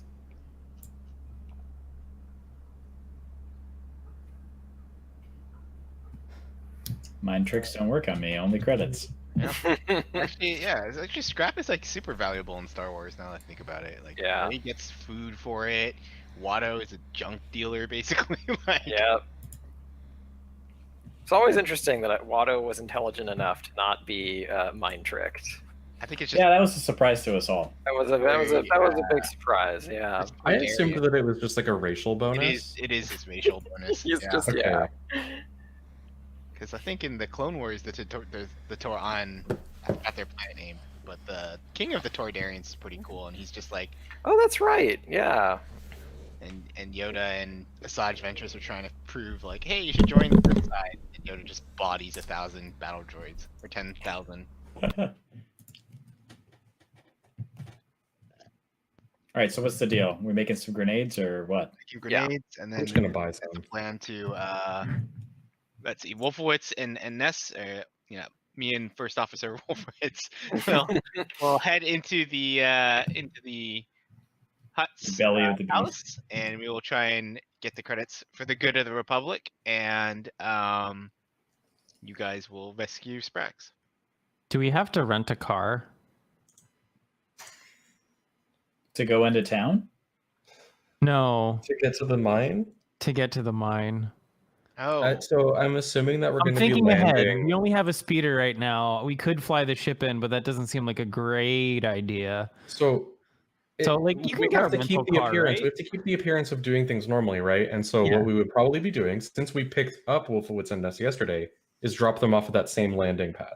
And I feel like the ship needs to stay there the whole time. That's what I'm The ship saying. would stay there, and we would have to hoof it from there to the mine. But like, we don't want to hoof it from. We don't even want to be on the ship at that point. I trust Wolfowitz and Ness being able to fly the ship to, like, you get what I'm saying, right? Drop you guys Or- off, fly the ship to. Like, you guys should be on the house. ship. We should already be off the ship, and we should just take a rental car to the place. Oh, you're suggesting that we should never even be at that landing pad. Correct. Yeah, can you Oh. rent land speeders? Can we Presumably. rent like speeder presumably bikes or hire something? speeders, Or like, yeah, I will remind Nesprinto and Officer Wolfowitz that they have trackers on, yes. which was by design. You guys are aware of that, but it may. Let's just say, I think Wolfowitz especially would have enough knowledge to be weary or be aware of the ship's location and where it would be going. Well, wait. That's we're my not. point. Wait, Wait, are you yeah, really oh, going okay. anywhere You're that it disagreeing shouldn't with be me. going? Okay. We would not be Maybe going I- anywhere that we shouldn't Got be it. going. Yeah, Okay. like Wolfowitz and Ness would drive up basically with the ship, park it in the designated parking lot, and then Got it. walk Got up to the palace. Now I Yeah. understand. Meanwhile, A1, Des, and N7 are already off the ship in the town. Get a rental car. we can ride just buy a over fucking to- land speeder.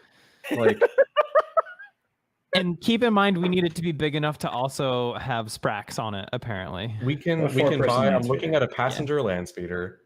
Yeah. It's just your normal fucking land speeder, and it carries 4 people, and it costs 3,500 credits, and it is less rare than the knockout grenades that I just bought.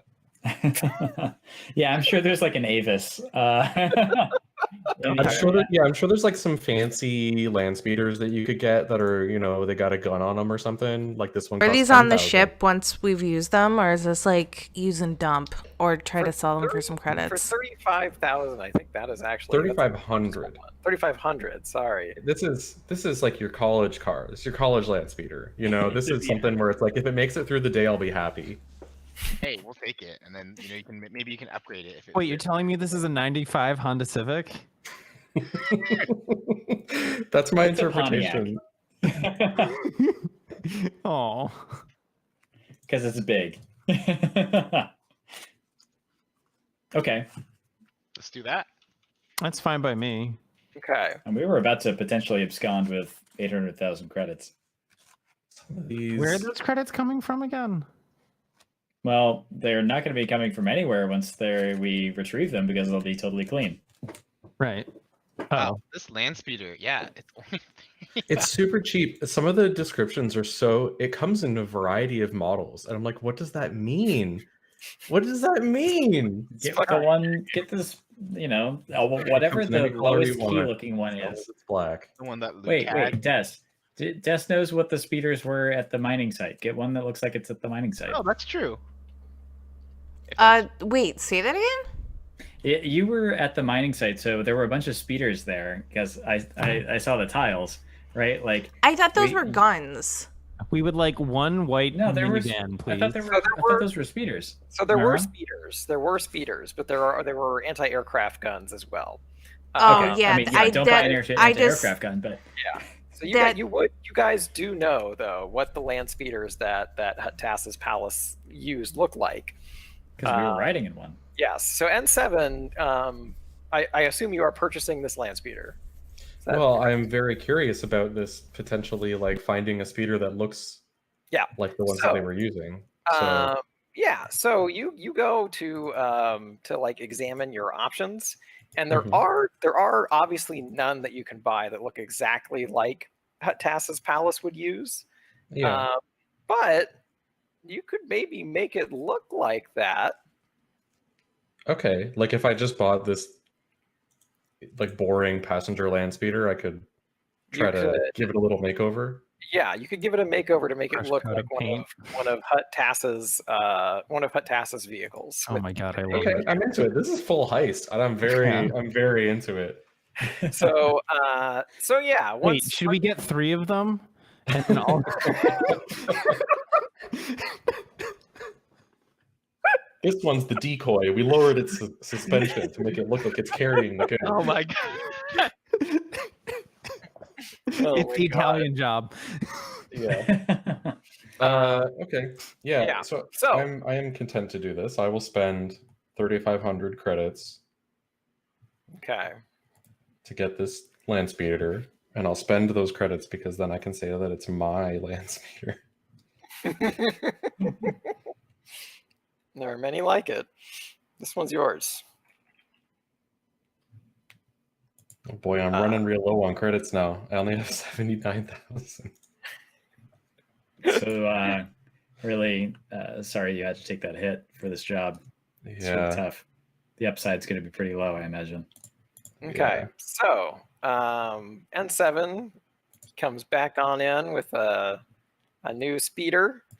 It's not a looker, to say the least. This thing's seen some wear and tear, but N7, he's going to spend the night getting to work on this thing.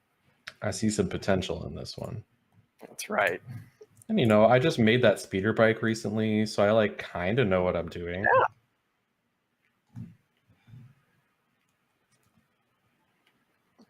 I'm just writing down this stats on this dummy. Yes, go ahead and do that first.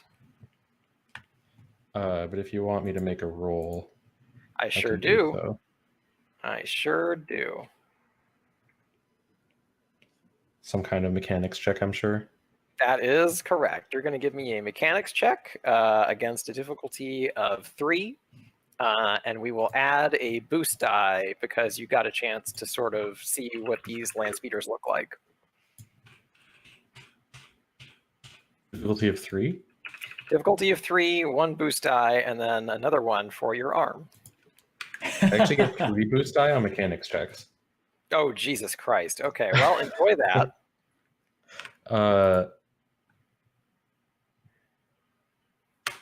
Yeah.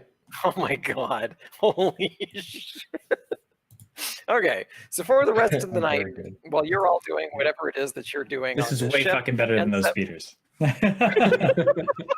It might be too convincing. People will be like, wow, this must be a new one. So for the rest of the night, while you're all doing whatever it is that you're doing on the ship, you hear N7 going to work on the speeder, just rolling around it, applying a new coat of paint, touching it up, adjusting the way the engines look to like make it look exactly as best he can like the speeders you guys saw before.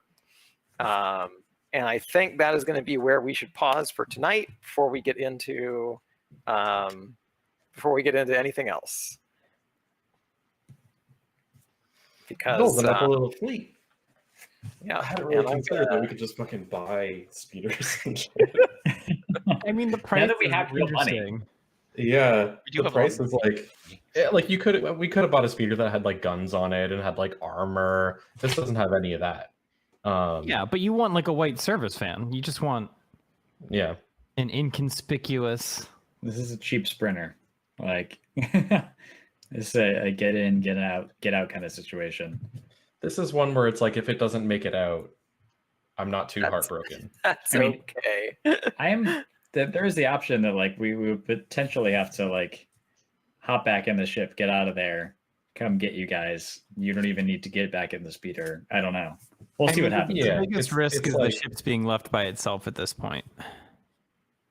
I mean, that is definitely a risk for sure. That is a risk, but I also have what's it called? A remote something or other? I have it's called a slave circuit. Yeah. So I can, at the press of a button, I can have it take off and fly to me wherever I am. Ooh. Oh, it's like Cyberpunk with your color car. Sure. Yeah. I don't know deal with the deal. I fucked up on modding it, and I almost was able to make it so that it could automatically use its weapon systems. And oh boy, that would have been great. That would have just been dandy. If this thing was just an auto turret. Much potential in that. I was gonna say these Grimoirians like me a lot though, so they're probably not gonna fuck with it, but who knows? My lord. Oh yeah, I don't think it's a concern really. The Gamorreans do like Officer Wolfwood. Oh, you left me. I am only slightly worried that we are going into a place where everyone loves Wolfwoods and nobody loves Ness. Wait, what makes you say that? Because I killed his champion, or like defeated his champion. Oh, right. Task and Vigo Durgaz. So you know, it's fine. Wait, Ness, I have a disguise kit if you want to use the disguise kit. Wait, is that gonna work? Yeah, Ness will use the disguise. I mean, I guess it works, right? It's a disguise kit. I assume that it does. In my mind, like Ness was wearing hoods the whole time, right? And that's what the tracker's on. So like if Ness and Des switch hoods and then Des goes in, would anyone know the difference? Also, Des can hide. This is actually not a bad idea. Ness talk. Des has stealth, so she could actually maybe go into places I can't go. I don't think I'm Ness Brinko, blah blah blah. He actually might not have even said anything. I don't think he said anything to Hut Trask, or he only whispered stuff to Wolfwoods the whole time. I'm pretty sure. Some like shoulder pads and like platform shoes though. Aren't you giant? He is, yeah. Ness is pretty tall. We lost the Senate, but I like this plan. This seems like a better. He also has like a lot of hair action going on that I don't know that has necessarily. But he was wearing the hood. You probably couldn't even tell. Yeah, but there's gonna be a huge bulge from all his fucking tentacles. Put your loft hat like in your back. Yeah, Listen, you can change clothes, okay? It's the next day. This is like the start of the movie, the start of the heist movie, where it's like, I got this loft cat, and everyone's like, why'd you get the loft cat? And then she like uses it to pretend that she's a Nautilin. And it, like, she's been building the relationship with it this whole time, and it's gonna like come out and help her in like this very crucial moment. Hell this yeah, could be. I mean, this could be a thing, and also it would be really helpful in the like, potentially if we need to sneak in and steal credits from someplace. Yeah, I think. Like I'm not. I mean, I can try to. I definitely want to train it to be helpful. I think we just mean you. You can sneak in and steal credits from someplace. Yeah, the cat could be a good distraction though, but it also could backfire. Yeah, I was thinking about that as a tentacle monster was like slowly killing me, and I was like, could I have had the like strapped some equivalent of a GoPro to the Loth cat and had it run around? But then I was like, I'd be really sad if it died from the monster. Well, we can revisit this plan next time. Yeah, we can definitely. So we put a pin in it, but I think this is a good plan because that way we send Ness to go do the tanking for this giant whatever, the Diet Naga, and then Des can do the sneak. I was like, wait, I was thinking about it more. I was like, okay, wait, it's a monster that's in water, so if Ness is in the water, he won't drown. He can still fight it. He can take more of the damage. I'm like, but Des can't do, like, Des will die. I'm like, wait a second, we should switch. That's smart. I just thought it was a fun idea. And then, like, if Des as Ness had to reveal the hood, it'd be like a funny movie moment, right? Where you're like, the reveal. Yeah, and then they're all like, oh, and then the camera cuts to you and we're in the mine, right? It's like one of those things. It is very would cinematic. be great because like Vigo Pratt would be expecting that it's Ness, and then like, oh, it's this other Jedi that I've never seen Who's before. this lady? I don't. And the Hutt's like, I don't care. Yeah. Like, it's a Jedi is a Jedi. Like, I don't know what the difference is. Sometimes they wear heels, sometimes they don't. I don't know about Jedi. Good plan. So Trevor, I'm gonna switch cloaks with Ness, and in order to impersonate him, shove the Loth cat in my hood. Interesting. Okay. Maybe.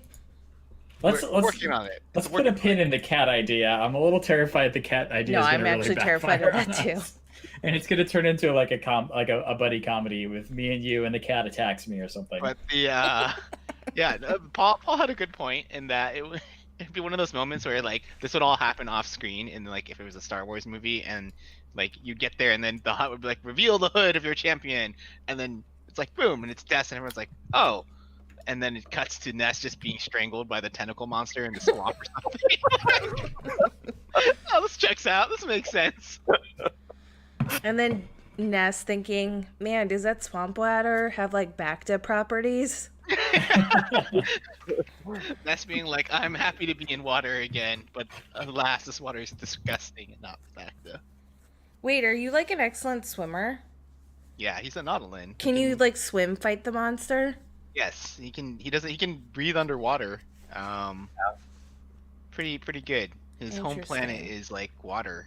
I'm pretty sure. All right, I'm gonna stop streaming.